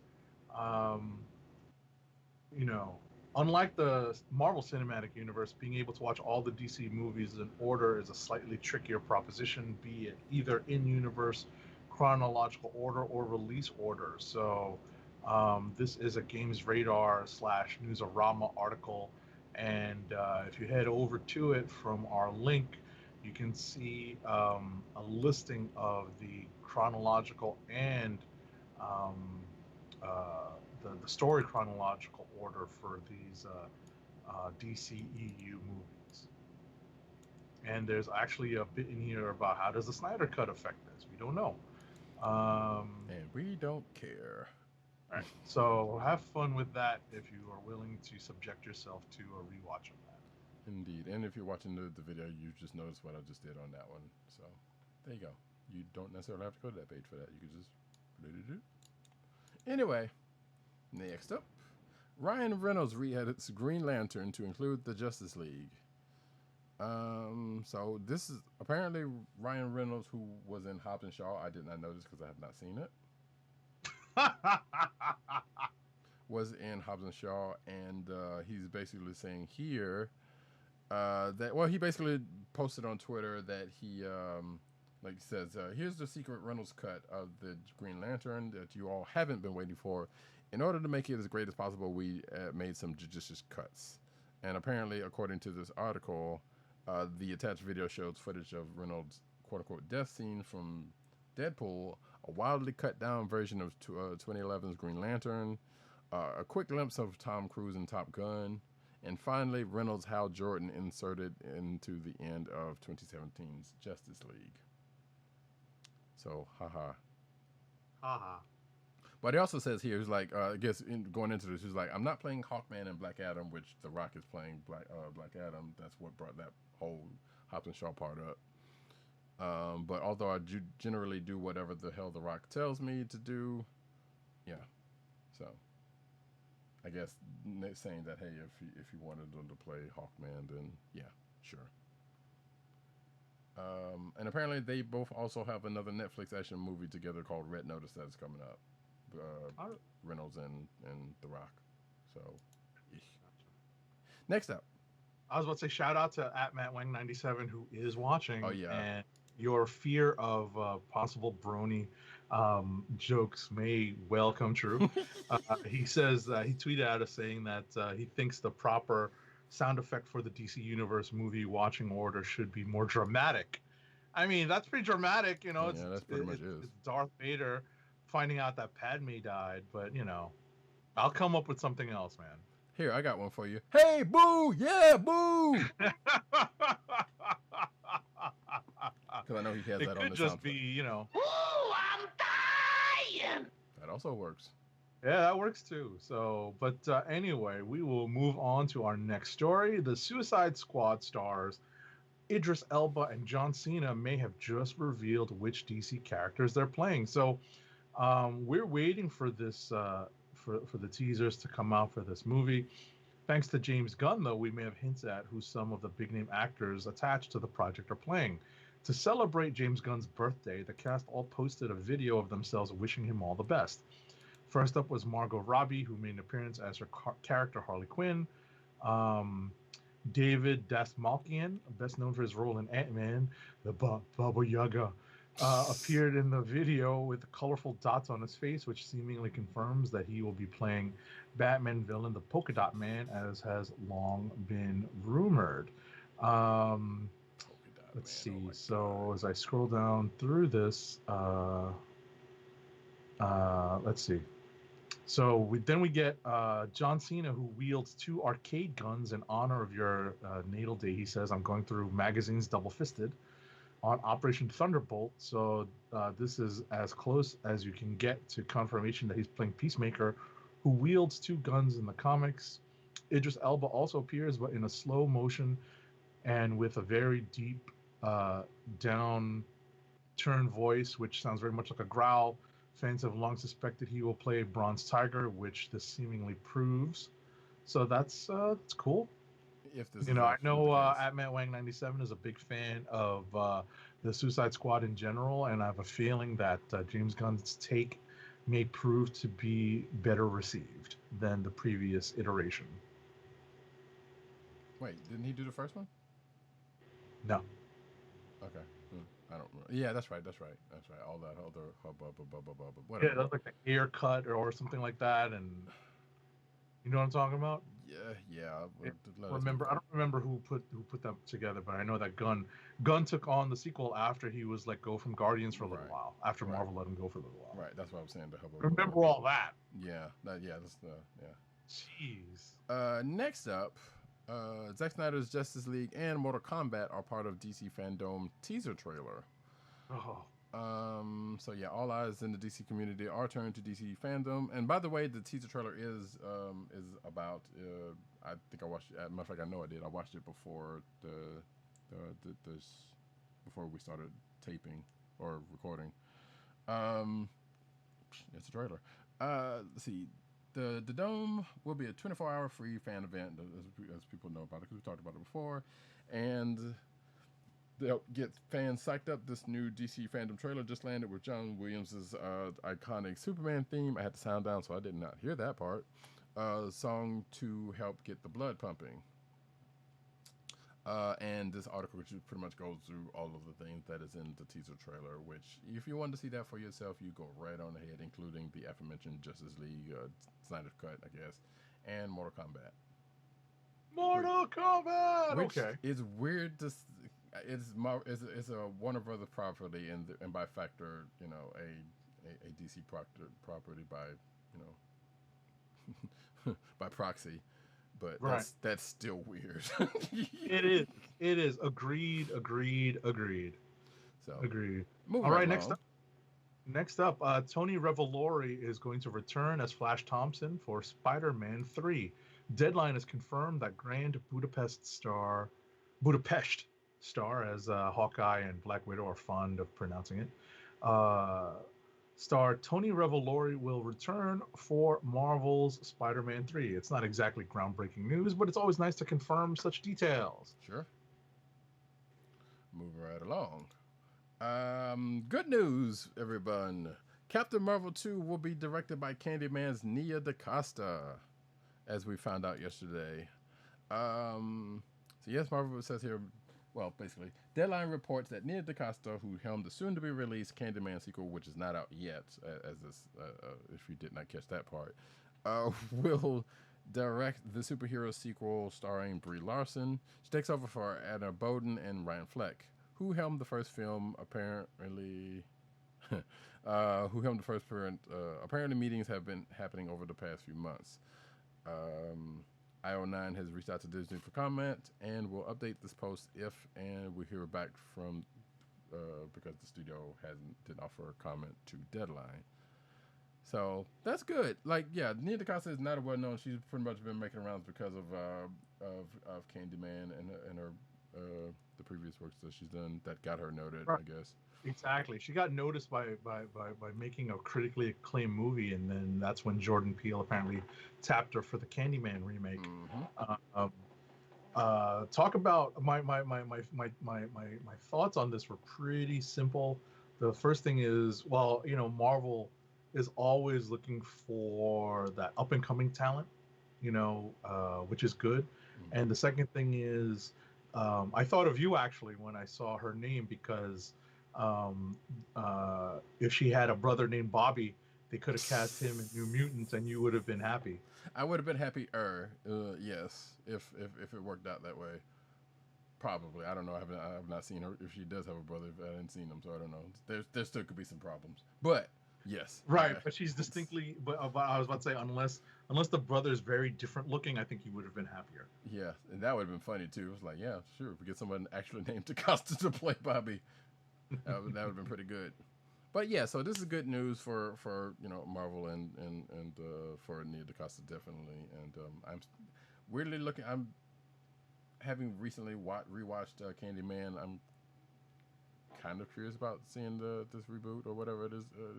But I'm not probably going to seek it out anytime soon when it actually does come out. But this is cool. Understood. Next up. All right. Next up, Agents of S.H.I.E.L.D. has introduced a new timeline in the MCU. Ever since Agents of S.H.I.E.L.D. decided not to address Thanos arriving on Earth and wiping out half the universe, You know, we've been trying to figure out why Coulson and the gang were not turned to dust. Now we seemingly have an answer. During the episode Brand New Day, it becomes clear that Agents of S.H.I.E.L.D. plays by the same time travel logic presented in Avengers Endgame. In short, when things change in the past, it doesn't mean the future will change, but instead, an alternate timeline gets created. That's why when Cap and the gang steal the Infinity Stones from the past, their future is not altered. Um, and I guess that's it. Yeah, I guess so. Yeah, but yeah, they mentioned the fact that hey, Cap came back to the with using with well, they came with the supposed reason how Cap ended up coming back. In at the end of Endgame, that we didn't necessarily get to see, except for the fact that we saw him come back. We just didn't know how. Right. But I guess they mentioned that in the story. So yeah, I guess that could be the case, and that so now the Agents of Shield is on its own timeline, much like At least, or at Star least has Trek. established something new for now. You Right, know, we'll see how they wrap it up in the 2 hour. I read that it's a 2 hour finale next week. right. Yeah, it basically sounds like everything that is historically that has happened in the universe is still there. It's just that there's a little bend to the timeline. Mm-hmm. Probably not necessarily. Well, I guess like and kind of unlike the recent Star Trek reboots. So yeah, and also the episode was called Brand New Day, so that's you know that fans of Spider-Man kind of will shake in fear off of that one. Um, Next up, speaking of more Agents of Shield's news, Nathaniel's secret weapon borrows from Doctor Strange apparently, and this is the spoilers from I guess a recent episode, Stolen. Um, and the long story short is that whoever this Nathaniel person is used knowledge of some time traveling aliens to disrupt the timeline, and I guess that they're saying that. Oh wait, the Nestor shows he's able to transfer the power from any inhuman into someone else, something which helps him build an army of superpower individuals. But before he can continue his plan, there is something he must secure in his victory. And it borrows a lot from the MCU's Doctor Strange. Um, and it looks like it says the Zephyr or something. Regardless, there's something. I won't go. There's no need to go into it because if you've seen it, you've seen it. If you haven't, like me, why get spoiled on that? Next up. Okay, let's see. Scrolling. Apologies, I had stepped away from the page. Daredevil, D'Onofrio. Vincent D'Onofrio has something in common with many fans of the canceled Netflix series. He wants to see Charlie Cox keep playing Daredevil / Matt Murdock.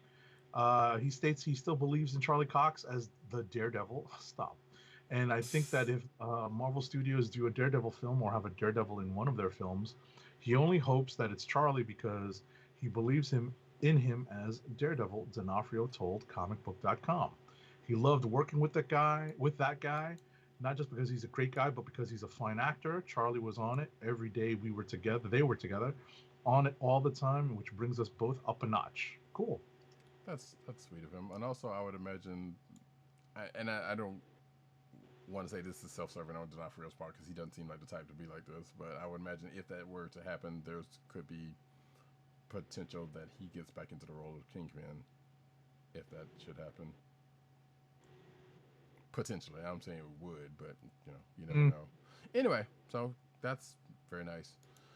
Next up, every image we have from the lower decks so far. So this is basically from StarTrek.com, and they have an article with a bunch of images on that Star Trek Lower Decks show that is, I believe, I can't remember if it started yet or coming. Regardless, there's a bunch of images there. You can check them out at your leisure. Next.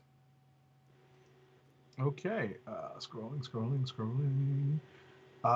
Fans have been clamoring for the Splinter Cell franchise to make a comeback, and now it has, albeit in an unexpected form. According to Variety, Netflix has ordered a Splinter Cell anime from Derek Kolstad, the writer of the John Wick franchise. The series is produced by Netflix and Ubisoft, the studio behind Splinter Cell. And in addition to writing the series, Kolstad will serve as an executive producer.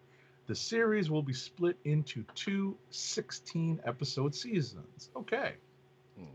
So not surprising that this has been having a good bit. Like, Castlevania side, has an anime that's been going pretty well. Right. I think Dragon's Dogma, which is a video game that's supposed to be having it. There's a few different properties that are getting the anime treatment, and has been for some time. Because Batman, that whole Batman Shogun thing back in the day was kind of that, and a few others. Regardless, so this is just something that's been kind of picking up. So not a big surprise that there's more of this. Speaking of Castlevania Stars says work on season 4 is underway and it will be amazing. One of Netflix's most successful original series is its animated adaptation of the iconic video game franchise Castlevania. The show releases third season this past March, with season 4 being announced less than a month later. I just finished season 3 sometime last week. It was actually pretty good. I do love this character. While speaking with CBR, voice actor Alexandra Reynosa, who starred as the magical monster hunter Cypher Belnades for all 3 seasons, confirmed that production is already well underway for the first season. And also on a side note, there was a article, which if you're watching the video, you can see also here, that because of the allegations against him, Warren Ellis, who pretty much produced and wrote and the bulk of the series, will not be returning to the series after season 4. So this is the last season that he will be involved with that. Again, quite more than likely, possibly due to his recent allegations. So there's that. Next. Alrighty. Which now that I think about it, we can skip that next one because I just mentioned it.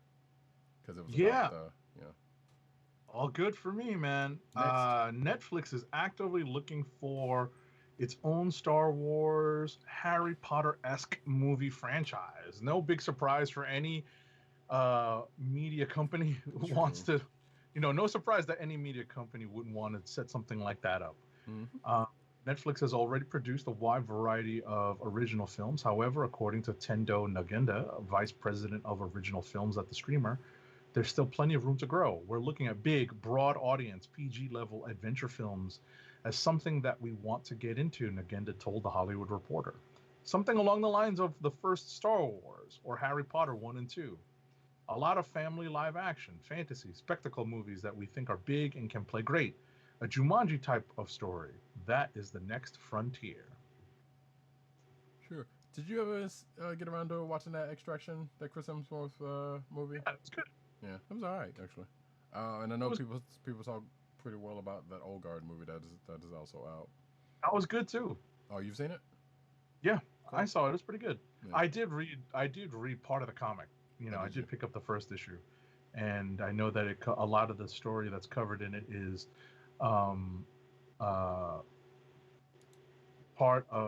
actually covers most of the first miniseries and part of the second miniseries. Okay, cool.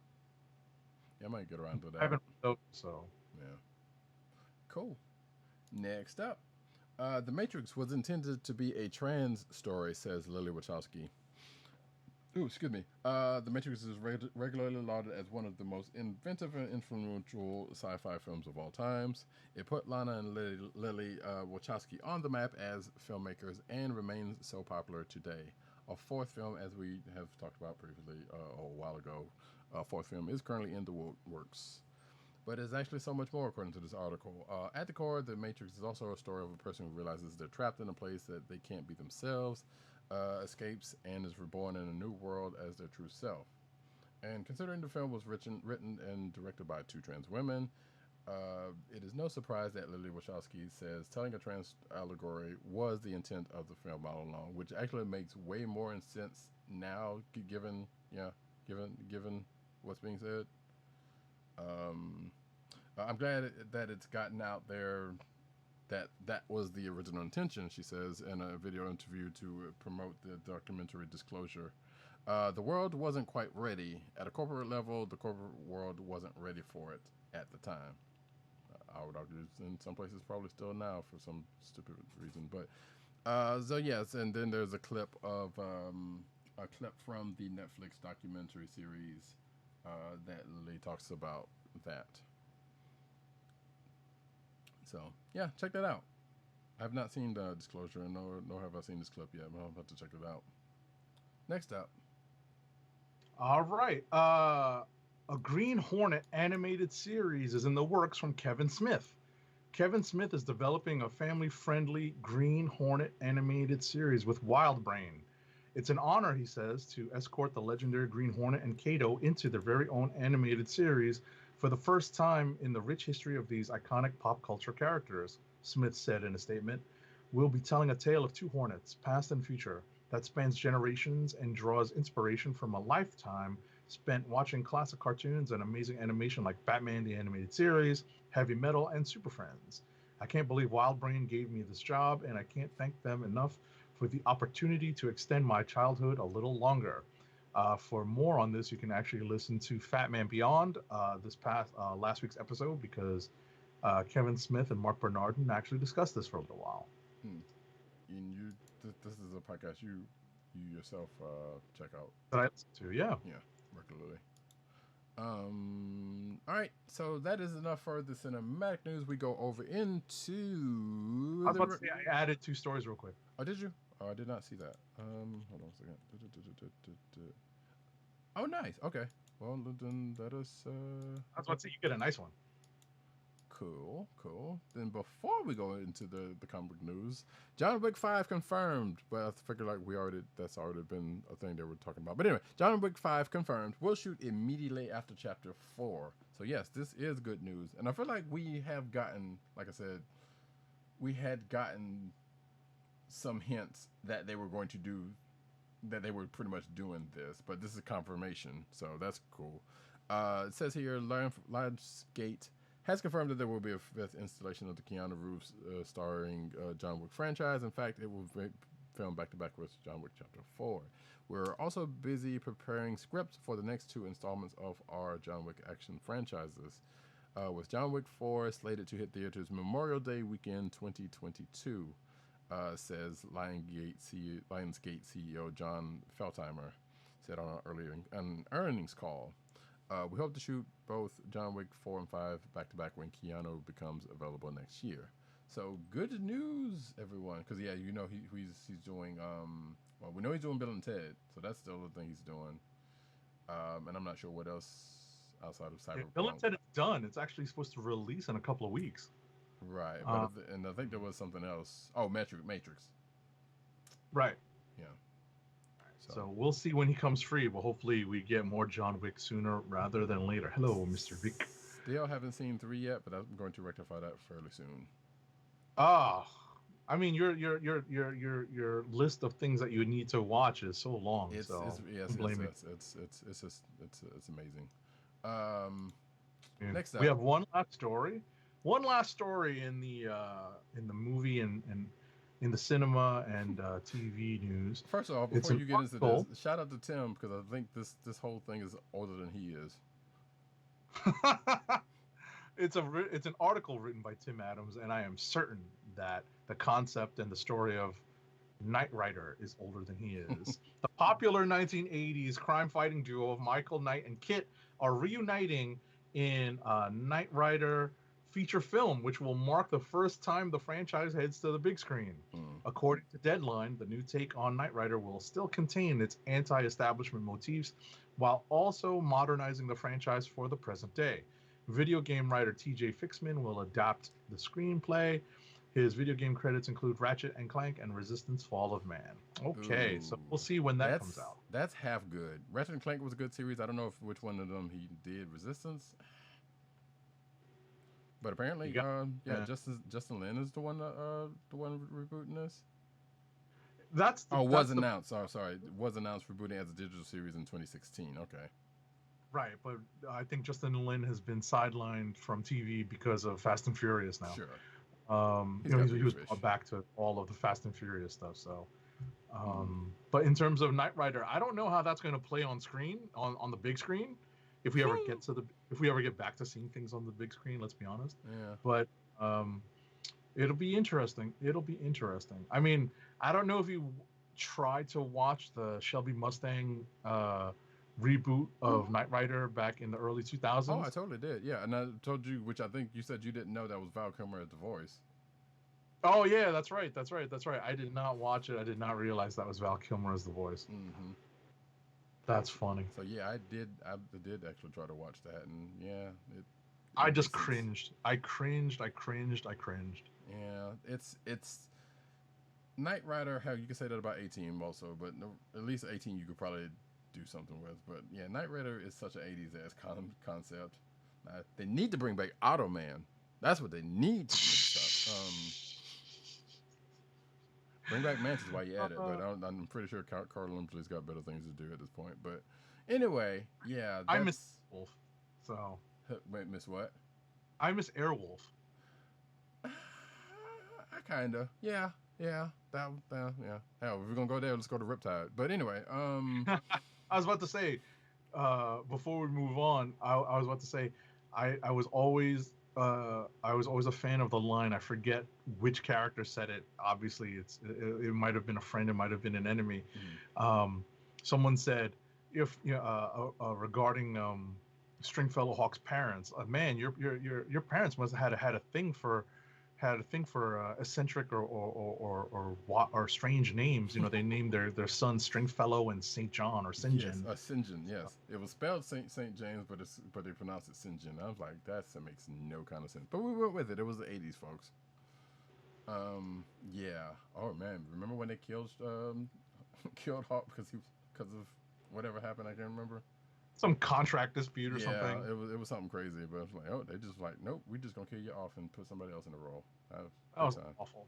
Good times. Anyway, we are now going to actually move on to the comic book news, and yes, we can wax 80s Lee all day, but we need to push on here. No, you good. Oh, yeah. First up, Red Hood joins Batman the Animated Series universe to hunt Joker in Adventures Continued #9 preview.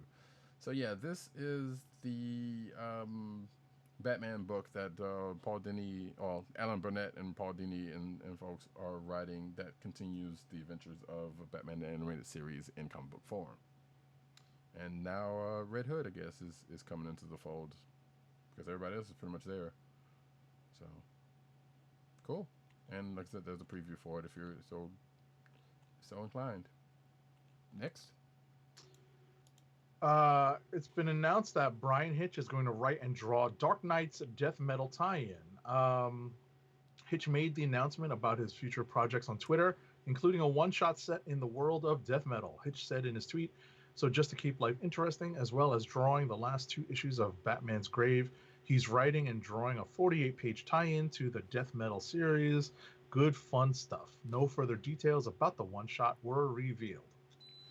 And I was going to make a joke about Hitch's propensity to not make deadlines, but I can't make that joke. And plus, it's a one-shot. So,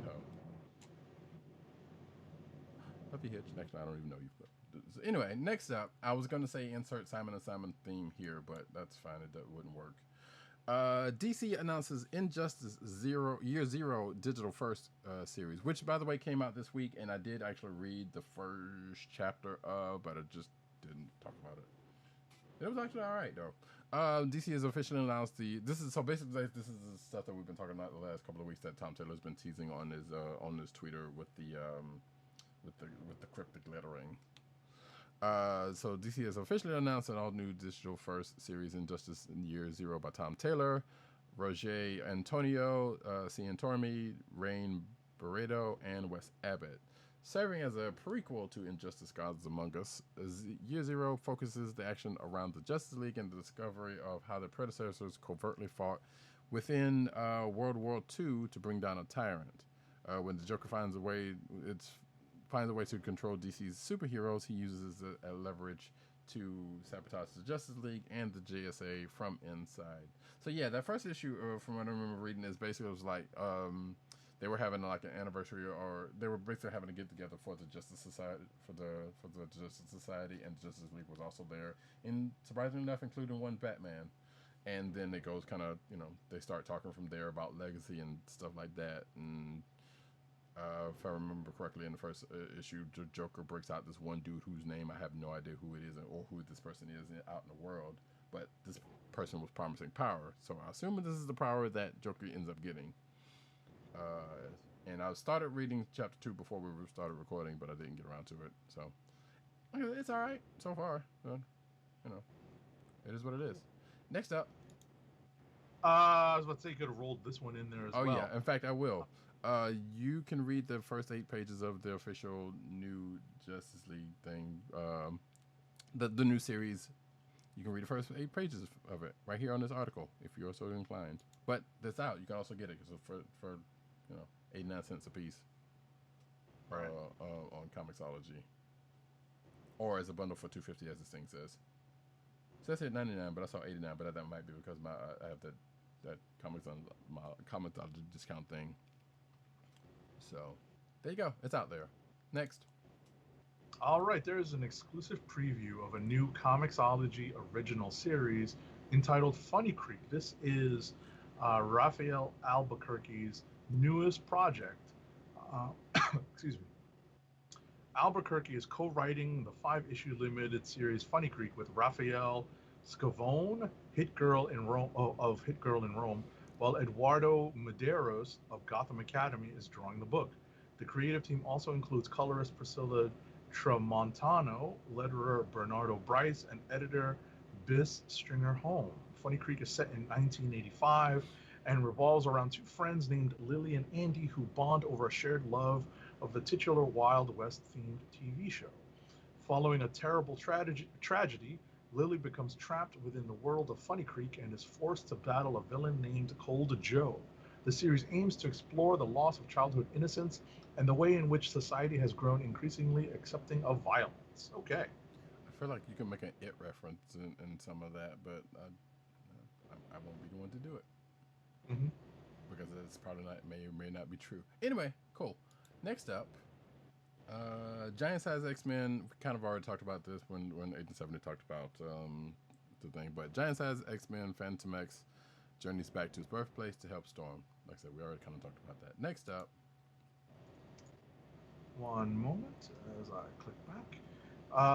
Marvel Comics is setting up the X-Men's involvement in the publisher's ongoing summer crossover Empyre with a new teaser that also connects the impending Kotati, or the current Kotati invasion of Krakoa. Oh, actually, no, it's actually pending. Invasion of Krakoa with 10 of Swords, Marvel's upcoming line-wide X-Men crossover. Blah, blah, blah. Empyre involves Earth being caught in a war. Come on, if you've been listening to us, you know this by now. In July 29th, X-Men number 10, the Kotati arrived on the blue area of the moon. We talked about that. And encountered Vulcan, Gabriel Summers. So let's see here. I'm going to have to, unfortunately, open up this article and see what's what. Was it going back to the red and the purple? Yeah.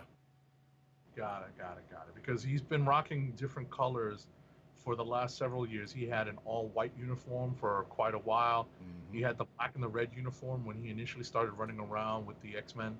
And recently he's been rocking mostly the all-white, but now he's started to, I guess, move back to the red and the purple. Mm-hmm.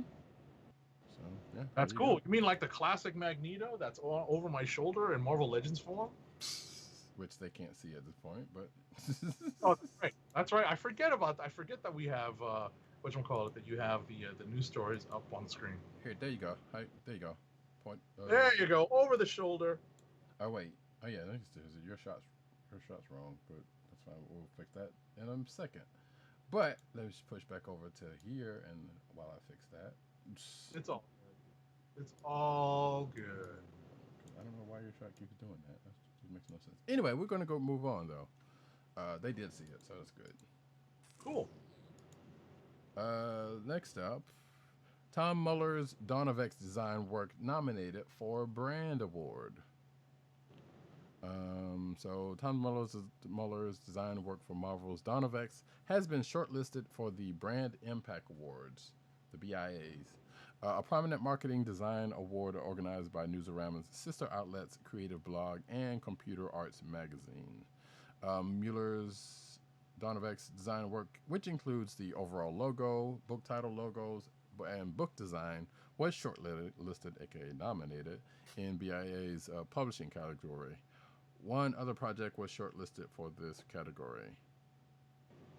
So, congrats to that for being nominated. Next up, inside the dark turn of the secret villain of Empire. We discussed this already. This is the backstory. This is the crux of the story of Lords of Empire, Celestial Messiah #1. This is the one of the one-shots written by Alex Packnadel, and it's drawn by artist Alex Linz. Basically detailing how Koi started down this road of creating a means of revenge upon the Korean Skrull on behalf of the Kotati. Mm-hmm. And you also skipped a thing, so I will get to it right now and say that Deadpool invades Krakoa seeking reckoning from the X-Men. And this is an article, which is an interview with Kelly Thompson, who is discussing her Deadpool 6 X-Men crossover issue. So, which is I think is going to come out. Actually, wait, is it out this week? Yeah, I guess so. Yeah, there you go. Next up, you're invited to the spoiler alert, but we did talk about it already. You're invited to the wedding reception of Wiccan and Hulkling in Empire Avengers Aftermath #1. Marvel has unveiled the secret story behind its previously announced Empire Avengers Aftermath #1 one-shot and its blacked out cover, revealing that it will tell the story of the wedding of Hulkling and Wiccan, revealed in this week's Empire #4. Okay. Yep. So, yeah. Like I said earlier, we'll see that when that happens. Yep. Next up, the Fantastic Four absorbs Galactus' power in New Adam's antithesis. Excuse me. Says, over the years, the Fantastic Four has lost their powers and gained new ones. Now it looks like they're about to get their biggest upgrade yet, courtesy of one of their biggest enemies. The synopsis for Fantastic Four Antithesis #3 says that the Four will absorb the power cosmic itself, and to battle their new foes. Antithesis. The power cosmic is a nigh-limited resource. We know what the power cosmic is. We don't have to go through all of that. We also know who uses it. But what we did not know, is that Fantastic Four Antithesis will be written by Mark Waid, illustrated by Neil Adams. We know Mark Waid has worked on Fantastic Four. What we don't know is when this is coming out, which is October, because I'm assuming this came out of the solicits, which means I assume the first issue of that is going to come out relatively soon.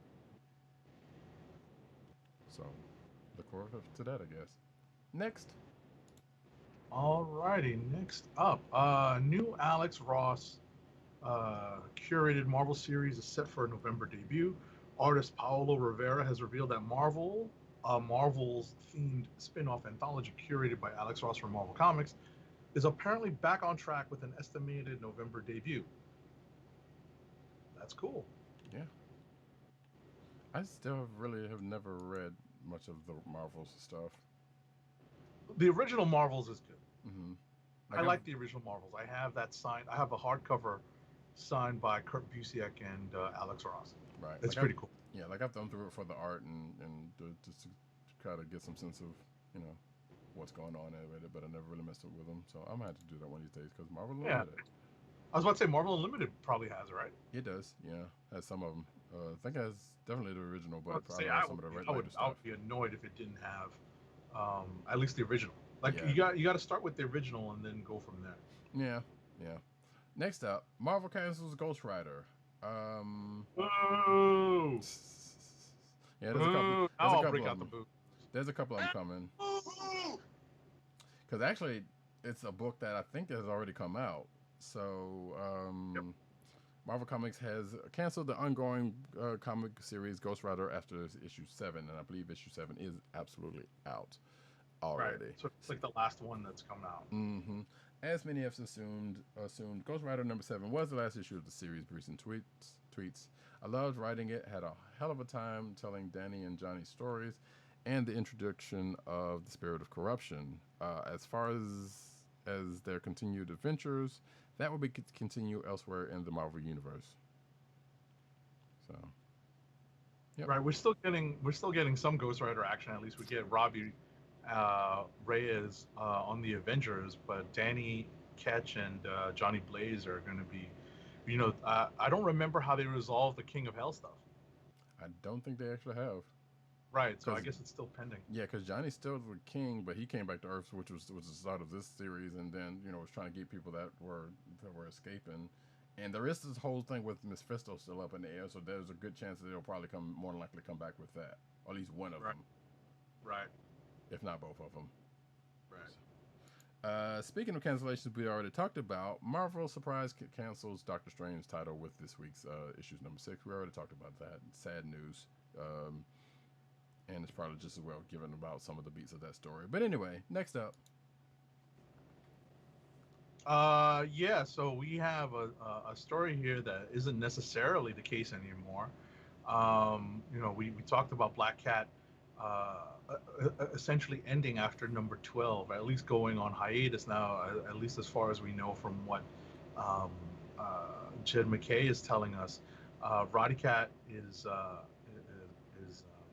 not so sure that this isn't just a cancellation of the book, but we'll see what happens once the King in Black story is underway and what they announce for later this year or even early next year. Yes, Roddykat is very much skeptical. Next up, Iron Man 2020 was right, and Tony Stark learned the hard way. And this is, I guess, a spoiler for issue. This is last week's issue. Yeah, for Iron Man 2020 number 5, which was last week. And you read it, I did not, and I guess I will end up reading it. So we will say that I'm not entirely sure what was going on with it. You do, and you probably know what this means. Yep. Yeah, so. We won't spoil the whole thing for you folks. I actually am pleasantly surprised by the story. Pleasantly surprised. Yeah. I've said it before, and I want to reiterate that I am pleasantly surprised by the story. I did not want to get on board for this event because I didn't want to read the tie-ins, but the main story has been pretty solid. Gotcha. So next up, Star Wars. Alex Segura teases the challenges of Poe Dameron's freefall. After Star Wars: The Rise of Skywalker left audiences with plenty of questions about Poe Dameron's past, the film introduced the idea that Poe had actually been a spice runner at one point in his life. While the film doesn't build much on that idea, the newest Star Wars novel, Poe Dameron Freefall, not Hawkeye Freefall, but Poe Dameron Freefall, takes us into hyperspace to fully understand the character's past. Alex Segura's book delves into the past of one of the main trio of the sequel trilogy. While the films didn't get the chance to spotlight Poe, the novel fills in the cracks left by the films into Poe's character. Okay. Yeah, and they were, as you recall from Rise of Skywalker, they were mighty judgy when that revelation came out during the course of the film. Right. They were. So anyway, hey, we got gaming, aka Toy Corner, also coming up. And actually, you know what? You take this one, and there's a reason for that. Okay. X-Men Mutant Insurrection announced by Fantasy Flight Games. Fantasy Flight Games will be releasing their first ever X-Men tabletop game. The other night, Fantasy Flight Games, the maker of popular board games like Star Wars Legion, Marvel Champions, and Mansions of Madness, announced X-Men Mutant Insurrection, a new 1 to 6 player cooperative game built around team building and dice rolls. Players will complete missions to recruit new mutants, save innocents, and lock up criminals, while building to an intense showdown with some of the X-Men's greatest villains. Each mutant, represented by a standee and a card, has their own dice pool and special ability, and players need to complete certain roles in order to complete their missions. The game contains a mix of popular mutants like Wolverine, Cyclops, Rogue, and Storm, and more recent additions like Armor and X-23. The base game will come with 8 unique scenarios, with battles against Dark Phoenix, Magneto, and the Hellfire Club teased. Okay. Yeah, so this came out of on the 30th, but a couple of days ago, a few days ago, Gen Con had their virtual actually Convention. this is kind of when Gen Con started, had their virtual convention, which if you did not know, Gen Con is a tabletop board gaming convention that is well regarded from some folks, according to folks on my Twitter, including one Matt Wang, actually. Yeah, and I did end up seeing a live stream where they actually went through went through a game of this stuff with some Fantasy Flight people. It looks kind of cool. These are the same people who did Marvel Champions, which is a game that I look forward to playing one of these days when I have people to play with. That is actually sitting right here on the ground next to me. But anyway, Nope. I never even heard of that game. yeah, I showed it to you. Well, I did show it to you, but we didn't get too far into it when I showed it. But Gotcha. yeah, it's a really cool concept of a co-op game. You basically play as Marvel Champions. You play as a couple of heroes, and then you have a scenario, kind of almost like this, but I think less dice. Where you have a scenario that you have to complete before the villains complete theirs, and like you play as the heroes, and then of course the game itself kind of the rules of the game. There are rules for what the villains end up doing that you're going against, and then you cooperatively try to take down a villain. So like I said, it's kind of cool. Hopefully one of these days I actually get to play it with somebody. Anyway, the reason why I wanted you to take that one because I didn't want you to bear the brunt of any of this of what I'm about to do. So there's like 1, 2, 3, 4, 5 articles about the Marvel's Avengers game that I am going to go into in some quarter, and apparently, Right. 1, 2, 3, 4, 5, 6. 6, yes. So I'm going to go through all of those because I mean they won't take long, but I figured let me just go ahead and get them all out of the way. So first up, Marvel's Avengers will add Spider-Man as DLC, but only for the PlayStation. Hold on. Yeah, and off of that, Spider-Man's Avengers Devs explains why Spider-Man is a PlayStation exclusive. It shouldn't be that hard to understand that. I was about to say it's easy to understand if you understand what's been going on in the cinematic world with Sony and Marvel lately. Well, I mean, Sony has a license to Spider-Man both in cinematically and for the games. So therefore, it only made sense knowing that. Now, that being said, there are people because this Avengers game who's been done by Crystal Dynamics is on multiple platforms, and the people who won't be on the platform that Spider-Man is getting are none too pleased about that. I know of a couple of people like that, and I'm like, I understand it, but and it's only because I have a PlayStation. I will probably get it on a PlayStation, so I understand it. But even if I didn't, I would have still understood it. Plus, the Spidey game also came out, which it just made logical sense for this. Moving right along. Marvel's Avengers Beta, which I think is shortly coming for the people who have pre-ordered the game. That I think about, I think it starts tomorrow, sometime this week or next week, as of this recording of this program. But anyway, Marvel's Avengers Beta store offers alternate costumes for Iron Man, Hulk, Ms. Marvel, and more. So there's some videos that's coming out about this game lately that are ripe for the 6 or so or many other articles that are about this game because this is a highly anticipated game, I will dare say. Anyway, let's see. Ahead of its release, video was for the beta version says it's been dropped on YouTube, and like I said, there's a bunch of animated. There's a bunch of costumes, some of which you would probably know, most of which you would probably know, and some of them are a little out of the ordinary, but that you wouldn't know. But nevertheless, it's out there. There's a video about it. You can go check it out there at your leisure if you want to. If you want to check that out. And I think during this is the same that also mentions Hawkeye is going to be one of the DLC characters, and of course Spider-Man was also mentioned during this video that came out, which is I think where all of this stuff is coming out from. Next up, Marvel's Avengers will feature seasonal costumes. So yeah, I think during this this is during an AMA on the subreddit for the game. They were asked if the game would include seasonal costumes and emotes to commemorate holidays like Halloween and Christmas. We're looking into that, they said. The short answer is yes, but not for everything, so we're making a list of what that is. Some will be revealed when these events happen, however, so you have to be patient, according to them. And let's see, next up, boop.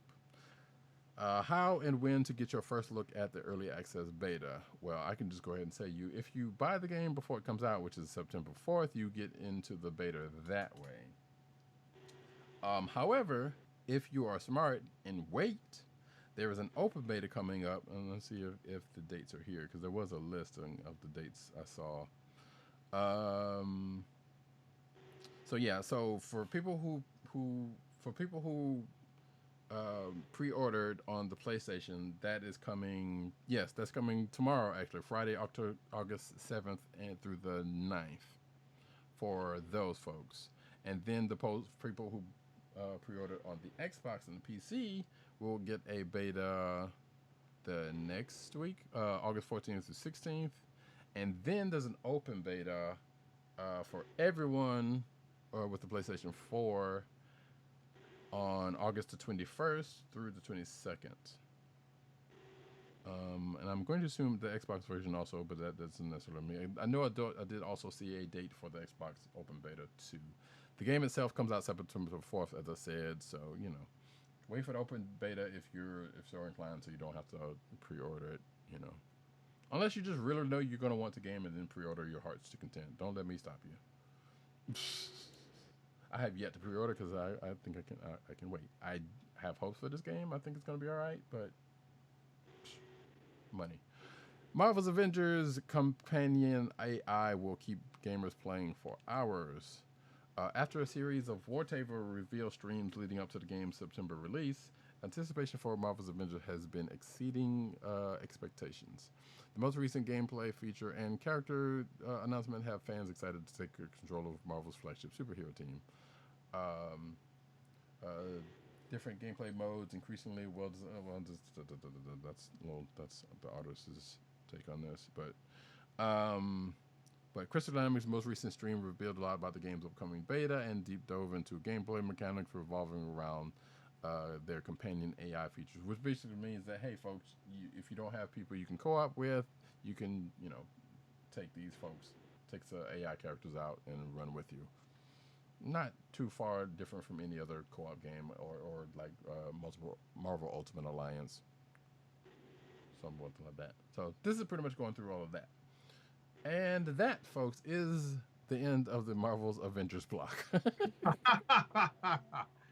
So now you can take the next one. All right, next up, The Punisher rides on with a new Marvel Legends Hasbro set. This had been teased earlier at Toy Fair, and then we got a final look at it, and now it's actually up for pre-order and is allegedly hitting some store shelves, according to various people on Instagram. I'm referring to, and I love that this is, the article that we pulled this from. Where is this from? This is from Bleeding Cool. So screw you, Bleeding Cool, for being uninformed, because this is partially why I rarely use Bleeding Cool, but this article reads that it seemingly takes a page from the 80s. No, it doesn't. It actually takes a page from War of the Realms, the Punisher series, where the Punisher was riding around killing dark elves and trolls and stuff because of the events of War of the Realms, and he has to whatchamacallit, cross over and whatchamacallit, he has to hunt down some giants that killed some people. That's part of the story. What was the story? What was the full title called? Was it Punisher Kill Crew or was it Kill another Crew. one? Yeah, it was Kill Crew. Okay. It was Punisher Kill Crew with the K. Wait, wasn't that the one where he was like, Unlimited. if I remember that one correctly, wasn't that the one, or maybe I'm thinking of something different, that he was basically ferrying a bunch of people from a hospital under the bridge and then was fighting trolls on the way there, and then they finally that was I think the main War of the Realms crossover. Right. But this is the actual Kill Crew, the Taking Revenge part. Right. And then after that he went to do this. So this is based on the Taking Revenge part. Like this is, whatchamacallit, this is based off of. I'm just gonna show an image of the cover because we don't want to get in trouble with YouTube. The helmet that he's got is essentially what he's wearing here. The first issue of Punisher Kill Crew, right? And he's wielding an Uzi, and I believe, no, that's an MP5. I think he's got another weapon in the toy. But at the end of the day, it's based on this appearance of Frank Castle. So he's a little older, a little more grizzled. I'm on the fence about obtaining this. I do like the chopper look of the bike. The handlebars are really high up. They're like, you ride high up like this as opposed to comfortably. I forget the name, what those types of handlebars are called, but at the end of the day, it's a really cool looking bike. It's all blacked out. So if I'm not mistaken, you can take some of the flame effects from the Ghost Rider motorcycle that came out earlier and slap them on, and you'd get a different looking Ghost Rider bike. So interesting. So it is pretty cool. I'm on the fence about it, but I definitely am thinking about it. It's a little bit easier to swallow the cost of this set as opposed to the Sentinel, which I'm still on the fence about. That's pretty pricey for a gigantic toy. That's not a Sentinel. Or were you talking about Sentinel? I'm talking about the Sentinel. Oh, okay. I'm talking about the Sentinel. I mean, honestly, and this is just me editorializing before we move on to the next the next comic book news story in the spillover. If it was a Galactus, I don't think I would have a choice. I mean, you would, but I understand that you wouldn't want to take that choice. I don't think I would be able to say no to a Galactus. A Sentinel, that's fair. Despite the fact that I'm a big X-Men person, I'm probably still gonna do it. I hate to say it, but I think I would not have hemmed and hawed this long if it was a Galactus. Yeah, especially when you already got the other pieces you would need for a good Fantastic Four, and possibly wait. Do you have a Silver Surfer, right? Yes. Oh man, so yeah, you got it. All you need is an Alicia. Yeah, it'd be nice to have an Alicia. It'd be nice to have other other Heralds of Galactus. I know that they did start out doing they had a Terrax early on, but they haven't done a Fire Lord. I thought they did do a Fire Lord. To see, what's that? I thought they did do a Fire Lord. Not Hasbro. Okay. You might be thinking of the Toy Biz, like the early. They did a lot of figures. You might be thinking of Toy Biz, but Hasbro has not yet done a Fire Lord. And what's funny is that people are getting rid of their Toy Biz figures for cheap because everyone likes the Hasbro ones better. So anyone who's looking for like a collectible Toy Biz figure, now is the time to get them because they're going for relatively cheap on on eBay and Mercari and all those other things. Or on racks of Walmart where the people are replacing swapping figs. Yes. The swapping figures. Now that I've introduced Roddykat to this particular Instagram account, swap the fig. Yes. Spelled exactly like that with no spaces. You too can take a look at some of the tomfoolery that people engage in when they're essentially stealing figures because they buy the figures, swap the figures out with other figures, and then return them for a refund. Yeah, it is a sad state of affairs, but also kind of funny. Anyway, The audacity of some people. Anyway. pretty much. Oh man, yeah, y'all should really check that out because some of them are just egregious. It's like, we discussed this after the show last week. Like, the people at Walmart ain't gonna care because they just know, like, oh, somebody returning something and it's a figure in a box. So like, okay, they don't care what. There are some, as long as it looks mostly complete, right? Right. But then some of them are so bad. Some of them are so bad. Right. Like, you can't understand how anyone in a return department or a cashier would take that back. It's just ridiculous. Right. Like, it's an Iron Man box, but it's got, I don't know, the Invisible Woman in it. Let's just say for an instance. Like, No, worse than that. I will give you worse than that. And we are not advertising for Swap the Fig here. No, we are not. But, but look at this one. Oh wait, let me do. So That if is you a are Marvel if you are watching if you're not watching the video, Agent 70 is holding up what should be a Marvel's Black Cat Marvel's Legend figure, but it has a Star Wars Probe observer droid. Yeah, probe droid in the box. And It's a what is that probe arm? droid. What is that arm? It's just a, I don't know. It's a weapon or something. Oh. I don't know. Yeah, but regardless, it's a random arm. Yeah, it looks like an arm. yeah. So yeah, that's what he's holding up a picture of. That's just again egregious. Anyway. And it's so sad. Anyway, back to this is the stuff that you discover when you're home in quarantine for many moons. Mm-hmm. You know, you've seen the inside of an office like the grand total of like 3 times in the last month. Indeed. McDonald's mascots, Funko Pops, are approved by Mayor McCheese. So apparently there's a 5-pack of Funko Pops with the titular characters from McDonald Land, which none of which have probably been seen in years at this point. So I would dare say that you would have to be of a certain vintage to know who any of these folks are, but that's probably not entirely true. But if you're watching the video, you can see the pack in question. It's got Ronald McDonald, Grimace, Mayor McCheese, the Hamburglar, and Officer Mac. And how much is it? Apparently separately they're like $10.99. It looks like, but so I'm guessing, let's say 50. If I were to hazard a guess for the whole set. But yeah, there you go, folks. McDonald's and have Funko Pops like everything else. We don't have our Funko Pops yet, Funko. Get on that, please. Thank you. Next up.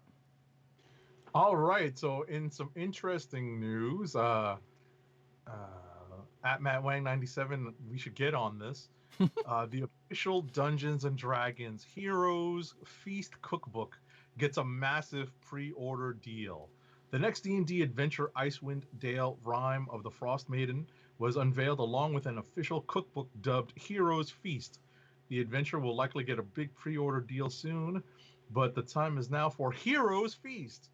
Heroes Feast from Kyle Newman, John Peterson, and Michael Whitwer includes 80 recipes inspired by Dungeons and Dragons that cover snacks, main dishes, desserts, and cocktails. Some examples include Bitopian shepherd's bread, elven bread, it's not lembas, recipe sample below, iron rations, hand pies, hogs in bedrolls, Amphail braised beef, Homlet golden brown roasted turkey, drow mushroom steaks, and moonshay seafood risotto.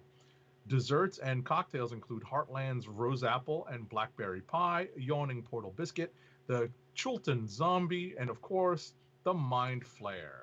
Recipe sample is in the article. Needless to say, the book would be a fun way to take your game nights to the next level.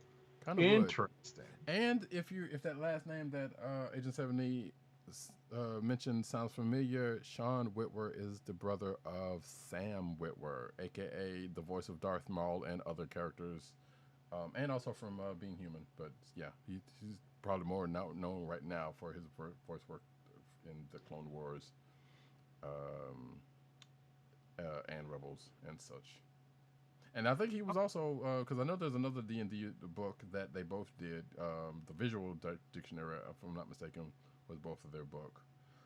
If that's what it's called, I can't remember. If Matt has that book and knows what I'm talking about, he can relay that. But yeah, October 27th release date. I'm actually kind of interested in this myself. Right. And if you bow to the our lords who operate Amazon, you can actually get this book for $25.09 in hardcover right now. Indeed. And if you would like to see us, no, I'm not gonna put that out there. But let's just say Agent of the 70 have had talks previously before. You know where I'm going with this. Possibly about a campaign that we wish we could do with certain properties. Sure. That are comic book related, sort of. At least one in particular, or a couple in particular, but at least one. That we'll probably never see the light of day, but would be nice because even listen, we would draw. I was about to say we could tap into fans of the show, people who are connected to the show, and we put it out there for them to play with us. It'll be pretty funny. Yeah, there's a specific campaign that I definitely want to do with some specific folks that would be related to this channel. Foundationally, let's just say. Yeah. And if you know anything about that, you probably get an idea of where this is going, which actually reminds me of a video that I needed to see if it's on YouTube yet. But regardless, we're gonna push on to the last story, which is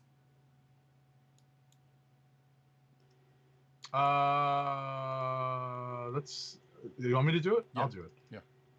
All right. King in Black prequel puts Peter Parker back in the Venom suit. Marvel's Venom-centric King in Black event, which brings the dark god of the symbiotes, Null, to Earth, just got an apparent prequel in the form of a 5-issue limited series titled King in Black Symbiote Spider-Man, because we're getting the Symbiote Spider-Man miniseries that go back to the time when Peter Parker was wearing the symbiote suit before discovering that he needed to get it off by any means necessary, including church bells. This series is from Peter David and artist Greg Land. Shots fired. That is never not funny when that happens.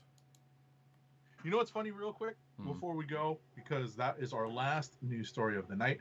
I actually found out that, to my detriment, I turned down a Greg Land variant cover, and the comic book that I am referring to is Edge of Spider-Verse #2. This came up in discussions tonight with PCN_Dirt, the first appearance of Spider-Gwen. And the first appearance of Spider-Gwen had 2 covers. One is the regular cover, which most people got, and one is the variant cover with Spider-Gwen rendered by Greg Land. Which I feel like we talked about back then. Right. But now it seems that the variant, because of its variant nature and it not being as common as the regular cover, is worth a lot more money than the regular cover. And when I see that, I think, I don't care. It's Greg Land. So, shots fired. So for those that don't know, Agent 70 and Dirt, PCN_Dirt, not big fans of Greg Land's art. If that didn't become blatantly apparent at that, what he just said. Anywho, so yeah, that is that. Now, the only thing I'm gonna say about this, it has never made any sense to me why Peter ever goes back to the black suit, especially given the trauma that is given him and his loved ones. Especially, why do it now? Even though, okay, yeah. Well, this is a prequel, but yeah, maybe they're teasing that he's gonna do it in the regular series. I don't know. Sure, but there's been times, especially I think there was one time recently we went back to the black suit for a reason, for something. I'm like, why? That doesn't make any sense. But all right, sure, do it. Do your thing. Yeah, they do bring it up. If I recall, you might be thinking of when he put it on for Spider-Man 800, or relatively, it was like a variant. It was a variation of it. Maybe, I don't remember, but yeah. But it was something recent for sure. Years. Yeah. I got you. All right, so our last ad read of the night, because we're trying to get out of here, is for Amazon. Keep our podcast free by shopping at Amazon, as we were just talking about with Heroes Feast. Visit cspn.us, then click the Keep Our Podcast Free link at the top of the page. From there, scroll down and click on the Amazon link to shop. Purchase items from Amazon as you normally would, whether it's books, music, electronics, jewelry, apparel, or Heroes Feast cookbooks. For every purchase made on Amazon through our link, Amazon sends the CSPN a payment that helps us keep the Comic Book Chronicles podcast free for our listeners at no extra cost to you. Amazon.com through CSPN.us. Do it today. And we come to the end of another exciting episode of the Comic Book Chronicles. Thank you each and every one of you for being here with us tonight, whether it be live with us while we're recording this or later on in audio and or video form. We will be back next week with more comics, more news, more shenanigans, more hot takes on, artists we don't like probably. Or creators we don't like. I don't know. Who knew? Who knows? It's all up in the air. But for myself, you can find me, Roddykat, on Twitter. At Roddykat on Twitter. You can find me at NewsNerd on Twitter. And you can also find me at Roddykat on... at CBCaps on Instagram. I mean, you can go to my Instagram page, but don't worry about it. Agent_70 on Twitter and Instagram. PC_Dirt on Twitter. PopCultureNet on Twitter. PopCultureNetwork.com and all those umbrella sites therein. Also, the Vine replacement Byte, BYTE, under the name Comic Reviews. No vowels. No underscore either, which is refreshing, but still. The Osiris of this ish one, Tim DOGG98 on Twitter. You can also find him at CBCron on Twitter, which is the Comic Book Chronicles Twitter account. You can also find him at The Click Nation on Twitter and theclicknation.com. That's the KLIQNATION, all one word. You can also find him over at Comic Book Resources, CBR.com, writing his face off, as he does each and every week. Hopefully he'll want to actually come back on the show that he founded one of these days. Hi, Tim. What's up, Tim? Love you. But with that, folks, you can also find us at the CSPN. That's the Coast of the Podcast Network, CSPN.us. Do it today. You could also find us on your podcast perusal place of choice, whether it be Google Play, Apple, iTunes, Spotify, or the Coastal of the Podcast Network's SoundCloud page. You can also find us here each and every Thursday night, unless, well, we used to be able to say unless movie protocol, but man, remember those way back when that was a thing. Movie protocols. Yeah. Oh my. See, back in the day, folks, movies used to come out in these things called cinema in the theaters, and they would come out on Thursdays. But anyway, y'all know the drill. Or some holiday, something like that. Regardless, 9:30ish p.m. on the on the Click Nations YouTube channel is where we record 9:30ish p.m. every Thursday night. Or you can get it after the fact, audio wise, I think Saturdays, something like those, when they're coming up. But you can definitely check our definitely check our social media feeds, because we will definitely do better about putting that information out there. Absolutely. When it comes out on audio form. And with that, folks, this has been the Comic Book Chronicles. Peace. Peace. One. I have the honor to be your obedient servant, Agent 70. Roddykat. There we go. I love it when a plan comes together.